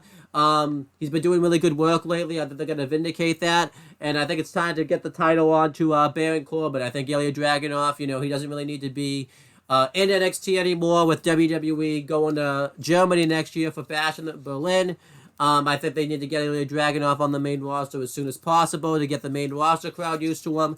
So I'm going to go out on a limb and say that Baron Corbin will become the new NXT champion to close out NXT Deadline. So, those are our predictions for NXT Deadline. Let's see what we get right, what we get wrong. Let's continue the breakdown of the shows, though. Gonna break down the bump real quick. That took place on December 6, 2023. We had the host, Megan Morant, Matt Camp, and another person that ends up hosting later, but we'll get to that in a second. We had the cold open, and Megan Morant and Matt Camp didn't know what to do because Ryan Popola was on vacation, and he takes over when it comes to doing the, reading the Twitter and everything like that. So they needed somebody new. Jey Uso came up, and, they did like his little taunt thing where he waves his hands up and down and everything like that. And they doing this in the mirror. We see R-Truth is there, and then we don't know why R-Truth's there. He just is. And we reveals that he's going to be taking over. He's going to be doing the social media breakdown. So we get to the bump. Jey Uso gets interviewed. He talks about kind of, what it's been like having his brother turn on him, but the transition of him being a singles wrestler, being on Monday Night Raw, how he's gunning for Drew McIntyre, how he's happy him and Randy Orton buried the hatchet, what he thinks about CM Punk being back, and he talks about, the history of his family and everything like that. During this, they cut back to R-Truth, and during this, he didn't really know how to queue up the thing to go to Twitter, not Twitter, X. So he's struggling to do that. Other times they cut to him. One time he's just playing with WWE action figures, which was really funny. And another time, he's eating chips. He didn't really have that was supposed to be his lunch, but he didn't really have much of a lunch. So that was funny. And then eventually, they continue the interview. They bring Trick Williams on. He talked about his rise in NXT. He talks about, how his theme songs really caught fire. He talks about how disappointed he is with Carmella Hayes and the recent behavior he's been acted. He said that, he's gunning to find out who attacked him.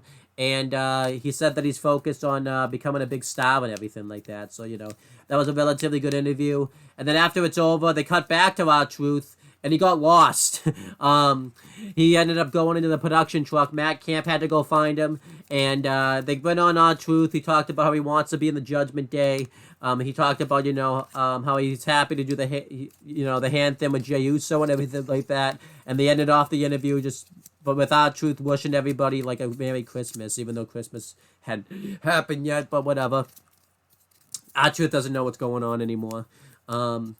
And that was the bump. I know you didn't see this, but how does this episode of the bump sound to you? It was awesome seeing R-Truth and Jey Uso together and everything like that. Personally, I feel it's good, and I just didn't even watch the bump.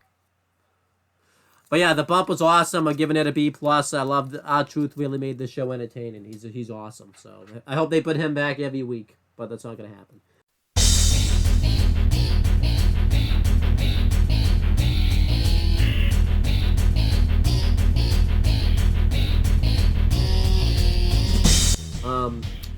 Then we got the last show to cover. We got SmackDown. It was the Tribute to the Troops special. I hope this is actually how they do Tribute to the Troops from now on. I think this is better than just making Tribute to the Troops its own thing where it's just a part of SmackDown. And they did this really well. They still furthered storylines and everything like that happen on SmackDown. So before covering the show, how do you feel about this? Do you think Tribute to the Troops from now on should just be a part of SmackDown? Or would you prefer it just goes back to its own show? Personally, I personally believe what I saw last night with Tribute to the Troops being live, I feel it's a good thing to have it live instead of like taping it like a week or two beforehand, and we have to just wait until we see it on TV. But they didn't include like a lot of the raw talent. I hope maybe next year, for 2024, they do like a tribute to the Troops Super Show and have both Raw and SmackDown present. We can see some Raw talent on the show, have Raw versus SmackDown talent, or Raw versus Raw, whatever they want to do. But just make tribute to the Troops live, and that's just it. There you go. And let's start talking about this show. We had the commentary team of JBL, Michael Cole, and Kevin Patrick. Obviously, it made sense for JBL to be here because Tribute to the Troops is, his baby pretty much. So it made, he usually likes to do commentary for it every year. He did very well on commentary. It reminded me of the old 2007 JBL because he didn't have a filter this time around. Throughout the show, they showed little pictures and stuff of superstars at past Tribute to the Troops episodes, which was good. They had the Woolen Treaty sing the God Bless America. They did well at that. I don't know what else to say about it, but they just did good. How did you feel about how they did perform in the God Bless America and everything? Personally, they did great, and I got home just in time because I had work yesterday from 2 to 8, and I got home just enough time just to see them finishing up with the performance of performing wise. That's good. So yeah, if that does not happen, you would have missed some stuff on SmackDown, so that's good. Then we had the first match in the first round of the United States Championship Tournament. It's Santos Escobar versus Dragon Lee. Really good match here. These two have great chemistry with each other. During the match, Dominic Mysterio comes out to kind of just watch the match. And eventually Dragon Lee gets distracted by him, and it allows Santos Escobar to beat him with the Phantom Driver. I like this a lot. I would have preferred Dominic Mysterio physically get involved. And it cost Dragon Lee the match instead of, how they did it, but they still did it pretty well. Afterwards, Dominic Mysterio, when he's laid out, spits in Dragon Lee's face and just walks off. So, this makes me think Dragon Lee's possibly winning the title. I really hope he does, but we'll see. Overall, how did you feel about this first round tournament match? Personally, it was good. I kind of knew Santos was going to win. Because he just recently turned heel not too long ago, and they just need to just keep up with what they're doing with Santos. And I just have a gut feeling, and I forgot to mention this during the North American Championship. I just feel Santos is going to cost Dragon Lee this match tonight because Rey Mysterio's there, and they're going to continue the Rey and Santos feud. So it makes perfect sense that Dragon Lee loses tonight at Deadline. Yeah, we'll see what happens. Next, Nick Aldis. We'll just break down. Well, actually, this is real quick. But Nick Aldis is backstage. Randy Orton comes up to him. He pays a fine for attacking him last week. And Randy Orton's upset because he's got him teaming up with LA Knight tonight to face the Bloodline, someone that he didn't even know who he was until last week. And Nick Aldis says that this is an intriguing matchup, and he says that, it could be something exciting, and Randy Orton's just kind of like whatever. And before he leaves, Nick Aldis points out that the fine was only for $50,000, and he wrote him a check for $100,000. And Randy Orton says that that's for next time, threatening that he's going to attack him again, pretty much. So, good prepay, and that was a good thought right there. I like this segment a lot. How do you feel about this segment right here? Personally, it was good. It was funny. Randy Orton, he better just save money now, because if not, he's going to be paying some hefty fines in his run in WWE again. Yeah, I wanted to tease in a match between Nick Aldis and Randy Orton. I would like that. We'll have to wait and see. If that match Then- would happen, we all know Randy is going to defeat Nick Aldis. Yeah, but only time will tell. Then Cody Rhodes comes out to cut a promo. He cuts this great, passionate speech about what the military and everything, or the armed forces and stuff means to him and everything like that.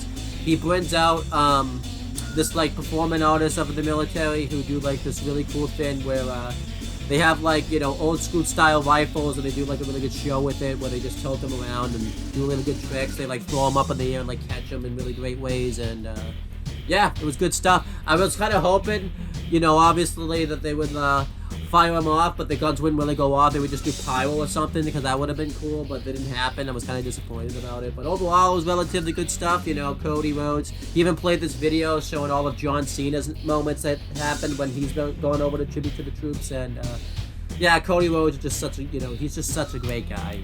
Just awesome. What did you think of this?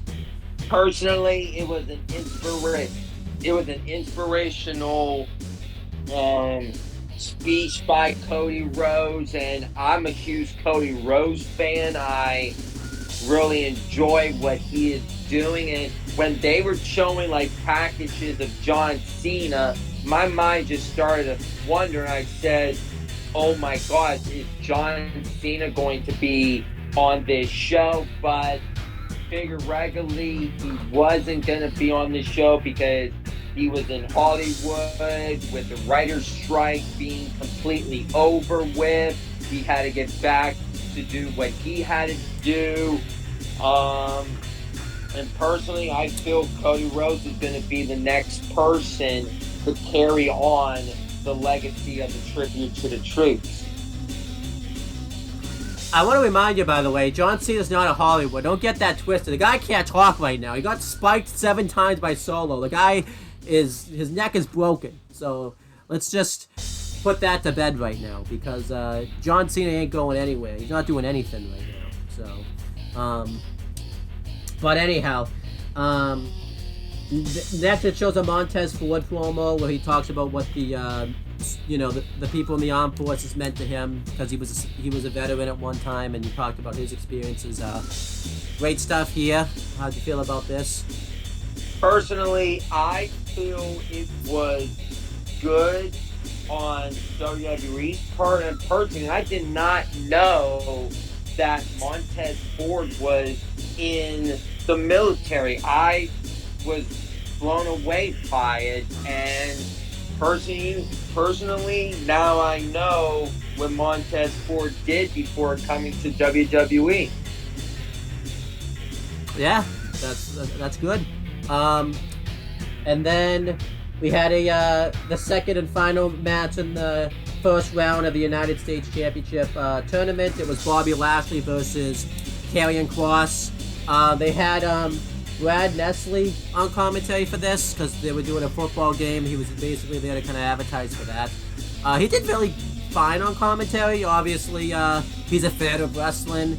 He didn't really overstay his welcome, so that was good. I mean, the thing that sucked about it is we basically had a 4-man booth, and I think like that's just too many people to be on commentary at once. So it's like I feel like they should have had someone be off commentary, like Kevin Patrick should have tagged out for a little bit, just because like we had too many people trying to talk over each other, and it just wasn't good.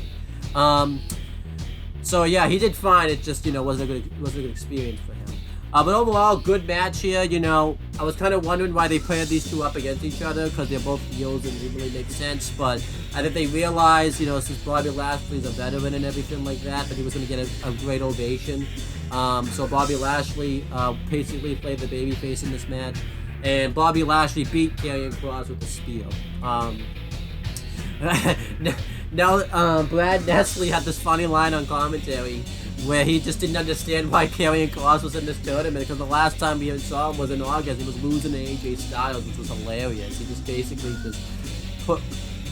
basically pointed out a big hole in WWE's logic right there, which is awesome. But yeah, how'd you feel about this match and everything like that, and how these two kind of played off each other and everything like that? Personally, I feel like the match itself, it was good, and I knew Bobby Lashley was going to get the win. And what Brad Nestle did, that was fun. That was actually the most funniest thing I've ever heard out of anybody's mouth. The last time we saw Karrion Kross is he was losing to AJ Styles. And I just said, oh my God, I did not know Brad Nessler watched wrestling until I heard that line. And Brad Nessler, he's actually going to be calling at 3:30 Eastern Time on CBS, the Army versus Navy game. So hopefully that is going to be a good game. I don't know who's going to win, but overall that football game is going to be good for everybody to watch during the holiday season. But overall, Bobby is going to take on Santos in the next round of the United States Championship tournament to figure out who's going to be Logan Paul's first challenger for the United States Championship. There you go. There's a segment that didn't make air where Kevin Owens was being medically evaluated. I want to mention it because he can't compete. He has a broken finger, so it's questionable if he can compete in the tournament. So basically, Austin Theory and Grayson Waller just came up and made fun of him. So I don't know if you saw this segment. Did you see this at all? Or no, I did not even see that segment. Then Damage Control is backstage. Bayley comes up and she apologizes for costing Kairi Sane her match last week and mentions that, volunteers to stay backstage and suggests that everybody does the same, but Damage Control basically say that they're still going to be out there anyway. They appreciate Bayley's support. So obviously they're continuing the planting the seeds of dissension between Bayley and Damage Control. But I like how they furthered that. How'd you feel about this? Personally, I feel it was nice in a way, and they are planting the seed for Bayley to get kicked out of Damage Control, and I see it happening. I see them kicking Bayley out. I do feel Bayley is going to go babyface, and it's going to be when are they going to actually pull that trigger. I feel they're going to pull that trigger in a couple more weeks, and then you can maybe even write Bayley off television, or I don't know how they're going to plant the seed with that, but I hope Bayley goes babyface, and I hope we get down the road, we get to see Bayley versus Io Sky for the Women's Championship, maybe at WrestleMania, or maybe Bayley could win the Women's Royal Rumble match in 2024 to get to Io Sky for that Women's Championship. Yeah, that'd be awesome. Then CM Punk returns to SmackDown. This was his first SmackDown back since we did a retro for it. It's not up. Let me check actually. As of right now, I was recording this. It is not up yet, so it should. Maybe it'll be up after this video. I don't know, but we did the last retro. He comes out here and he talks about how the fans can chant all they want this time because his time's not going to get cut. And he talks about how everyone really wasn't happy with his carefree lucky I'm home promo. They were expecting him to be a little more salty. So he says, now that he's home, he's going to put his feet up on the couch and rub the mud off his shoes. And pretty much he just rags on everybody on the microphone that he can think of. The big tie-in, though, he mentioned was obviously too what Bray was going to be on. He was trying to get the SmackDown loud to be really loud for that. But he basically just shoots on everybody. He shoots on Roman Reigns for being a part-timer. He shoots on the Usos. He talked about Jay's doing his thing on Raw, and he's going to have to fight Jimmy, and he's going to have to fight Solo. He talked about how you have to find partners for that, and he doesn't really know if he can trust Randy Orton, and he says that he likes LA Knight. He thinks he's cool. He rags on Kevin Owens a little bit, mentioning, that him and CM Punk are a lot alike. He talks about Cody Rhodes, about finishing his story. And CM Punk just goes off on everybody here. It was truly wonderful. And it was really great. And he mentioned, what brand he'll be on. He mentioned, that, he's going to have a meeting with Nick Otis. He's going to hear him out. He mentions that he has a phone call scheduled over the weekend with Shawn Michaels. He might go to NXT. But he said that he's also going to finally make a decision and listen to what Adam Pearce has to say on Raw. And that was the end of CM Punk's promo. This was a fantastic promo. And, a lot of people were thinking that WWE dropped the ball on CM Punk. And, I wasn't one of those people. But I think CM Punk fixed that issue last night on SmackDown. So this was awesome. And I loved it. How did you feel about this, epic promo right here? Personally, I'm going to give this promo a 10 out of 10. It was perfect. It was phenomenal. They deliver on the CM Punk comeback to WWE. And personally, when he returned at Survivor Series, I was thrilled. I was happy. I was ecstatic for CM Punk to return to WWE. And now, this is his comeback story. This is his time to come in and finally rewrite the wrongs that WWE did to him. And CM Punk, we're going to find out which brand he's going to be on Monday. And we all expect he's going to sign with Monday Night Raw. After that, CM Punk is going to throw 29 other superstars in the Royal Rumble match. And I do believe CM Punk is going to possibly win this whole entire Royal Rumble and to take on Seth freaking Rollins at night 1 of WrestleMania Saturday for the World Heavyweight Championship. And finally, CM Punk main event WrestleMania. And WWE is finally going to grant CM Punk that moment to main event WrestleMania. So there you go. Then it shows CM Punk backstage. He walks by the Bloodline locker room. It's about to go in and thinking that it's Nick Aldis' office, but he doesn't go in it. I think he walks by Kevin Owens. He asks him if he knows where Nick Aldis' office is. And Kevin Owens is just like, no. And then CM Punk's like, well, thanks for the help. Kind of showing that there's tension between them.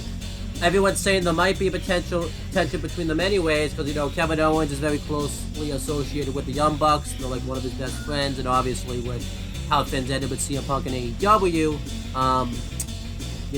there might be some heat between Kevin Owens and CM Punk. But, obviously only time will tell with that. But, this was CM Punk's first interaction he's had with, an actual superstar since he's been back, and it was awesome. How'd you feel about this?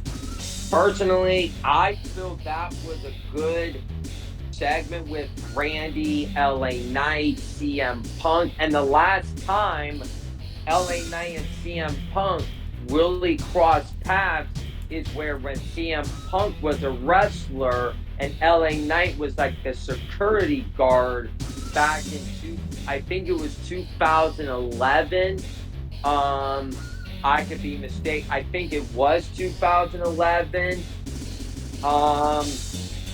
And now, looking back, 2023, CM Punk, LA Knight, working in WWE. I feel that is going to possibly be a match down the road for CM Punk. So, we're just going to have to wait and see how this all plays out. Yeah, definitely. Next, we had Charlotte Flair versus Asuka with Kairi Sane, Io Sky, and Dakota Kai ringside. However, that's not the case. Before the match gets started, Zelina Vega and Mia Yim attack a couple members of Damage Control, and after this, Bianca Belair and Shotzi attack the rest, preventing anybody from being ringside. And the match is good, it goes to break.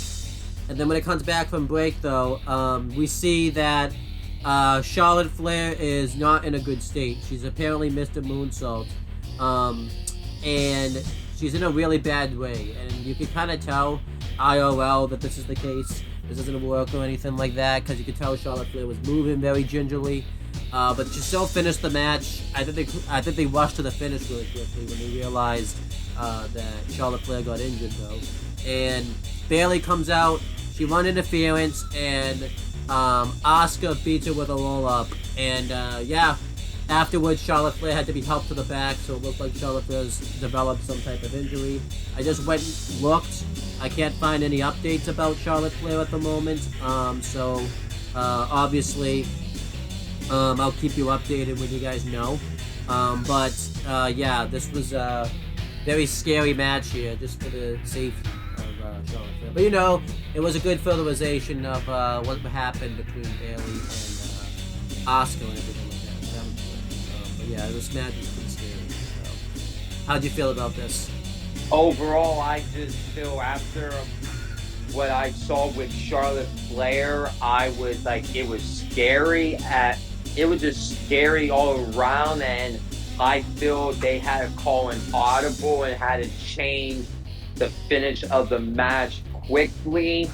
Asuka, yeah, she beat Charlotte with the circumstances with Charlotte with her injury, and this wasn't a work, this was actually legit injured, and this was not even supposed to happen. But with Charlotte being injured, I don't know how long is she going to be out for.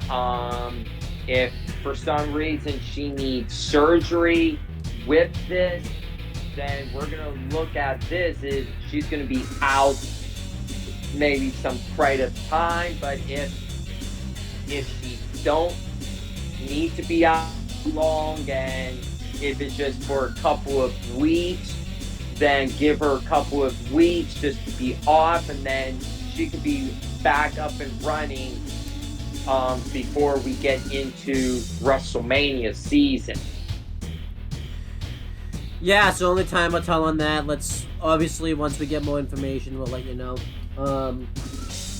Then Nick Aldis and CM Punk are backstage. Nick Aldis gave CM Punk a folder that possibly has a contract in it and what he wants. And when they leave, Cody Rhodes comes up to him. He welcomes CM Punk back to WWE. And Cody Rhodes mentions that if he wants to finish his story, he's going to have to get through the Royal Rumble.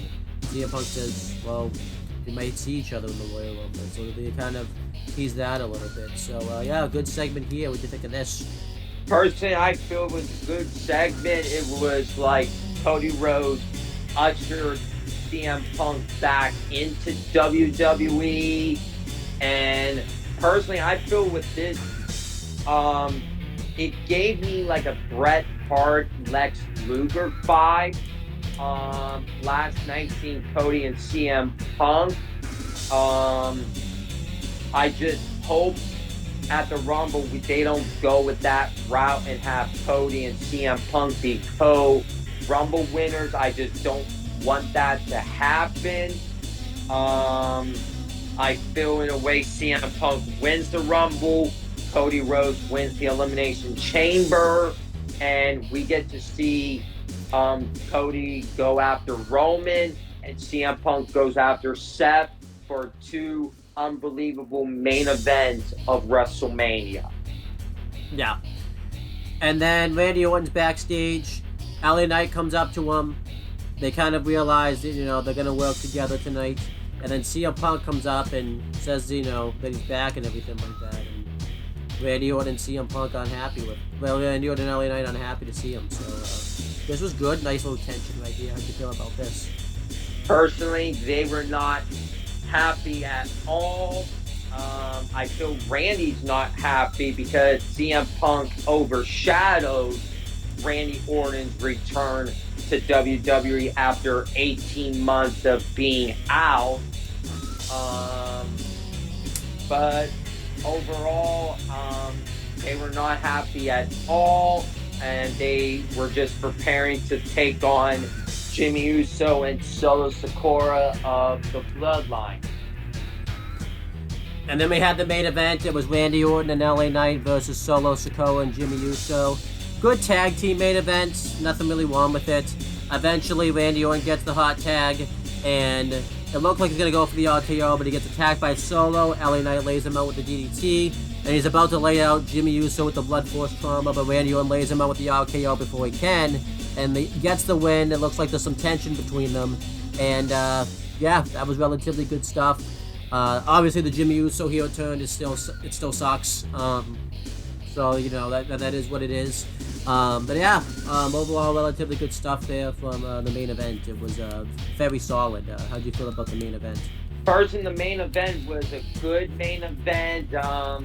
Randy, he wanted to get that win last night, to just say, hey, I put down members of the Bloodline, and Jimmy Uso for the second straight consecutive week. He sells the RKO pretty good. So he did a good job on that.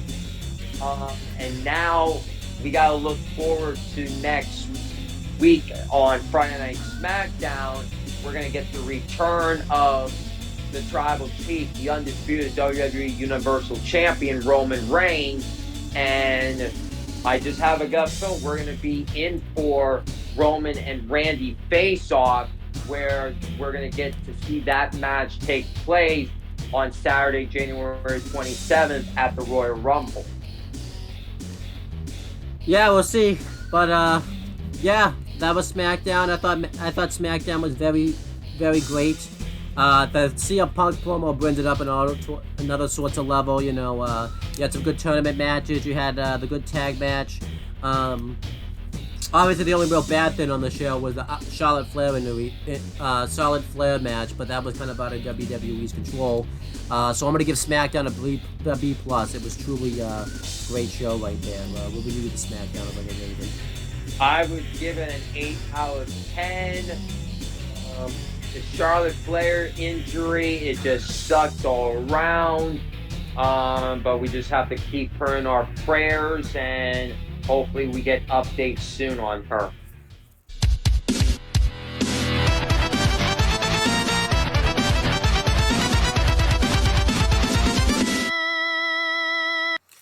And yeah, we got some exciting stuff announced for SmackDown next week. Roman Reigns will be back. He's making his 7,000th return to television because he keeps leaving. And then we have a couple of United States Championship first-round tournament matches. We're going to have Kevin Owens versus Austin Theory. And we're going to have Grayson Waller versus an NXT superstar of Shawn Michaels choosing, which, you know, as you said earlier, it could be Tyler Bate. You know, that could be his call-up right there. So it'll be interesting to see what comes of that. Very excited. SmackDown next week. We kind of broke down all the news that's taking place. The only thing new we could talk about, I forgot to mention it last week. I want to make sure I mentioned it. Is Alexa Bliss gave birth to her baby on November 30th last week. You know, very exciting for Alexa Bliss, and you know, it made sense. Obviously, it was pretty much reported that, you know, Alexa Bliss, Carmella, and Ty Conti were all going to have their babies around the same time because they all were pregnant around the same time, so it made sense. Well, maybe not Carmella. I think Carmella was a little bit before them, but Ty Conti and Alexa Bliss pretty much had their babies around the same time because they were both pregnant around the same time. So very excited for Alexa Bliss. You know, obviously, we're not going to still see her for a while. We may still not see her, you know, for a while. She could be back after WrestleMania. You know, obviously, that's still TBD. But yeah, even though it's last week's news, how do you feel about kind of hearing that news right there? Personally, I'm happy to hear that people are bringing new people into the universe. Yeah, it sucks that we haven't seen Carmella and Alexa Bliss on television. But it's going to be what they want to do in their careers. With Carmella, I think Carmella will be coming back to WWE. Alexa Bliss is whatever she wants to do. She knows that she has outside stuff going on. She could do something with like music, in a way, or if she wants to come back to WWE, she's gonna come back. Whatever she wants to do, we're gonna be all supporting of her, and time will tell when the goddess comes back. And that's the end of this episode of WWE Aftershock. We went a little over 2 hours, which wasn't anticipated, but, you know, it happens. But yeah, before I click off, do you have anything you want to plug or promote when it comes to anything, you know? Usually this is your time to plug something. I don't have a channel or anything like that, but if you want to plug something, this is the opportunity to do that. Well, Owen, thank you so much for allowing me to be on my first episode of WWE Aftershock. Where everybody could find me at is my Twitter is uppercase C, lowercase ROTZ 24. I said my Twitter, but it's my X account. My Snapchat is C_Rod17. My Facebook, Christopher Rods. My Instagram is CMROTZ_6472. I'm also on Discord, CRods2423. I'm also on TikTok. It's Rods_2423. So you guys can always hit me up on there. I'm always down on making friends. I'm always down on talking to you guys about sports, TV shows, gaming, wrestling. It could be life in general. I'm all ears. I'm here to help one of you guys out. And I just can't wait to see. I can't wait to be on here next time on WWE Aftershock. And I can't wait to watch NXT Deadline tonight on Peacock. And let's just enjoy life and just enjoy professional wrestling. Yeah, there you go. If you could do me a favor when you get a minute before this uploads, send me all that stuff so I can put it in the description box and things like that. So that way it would be easier to for people to find you.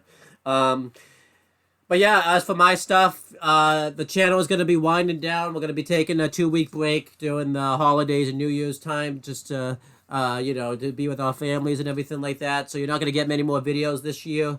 The videos you're going to get is you're going to get 2 more WWE Aftershock. We'll be doing a WWE Aftershock extra. I don't know the day yet.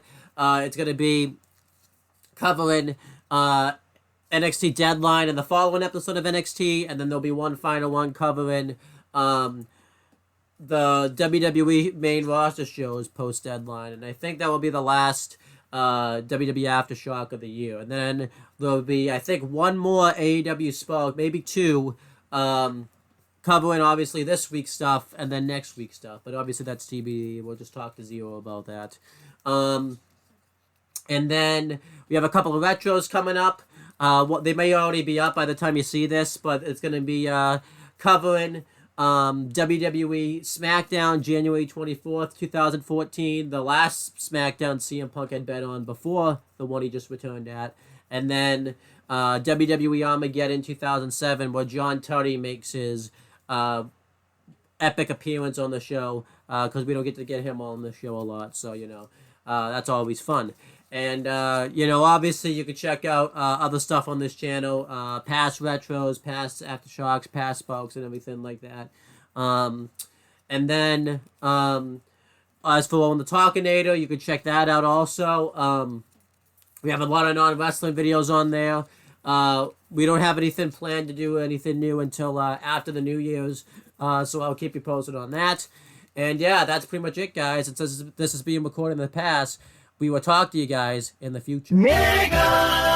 Your mama, your mama, your mama. Your mama just wanted to give me that slob knobbering head. That beat you made was fucking horrible. That shit sound like dick. I was slapping my balls all up on your forehead.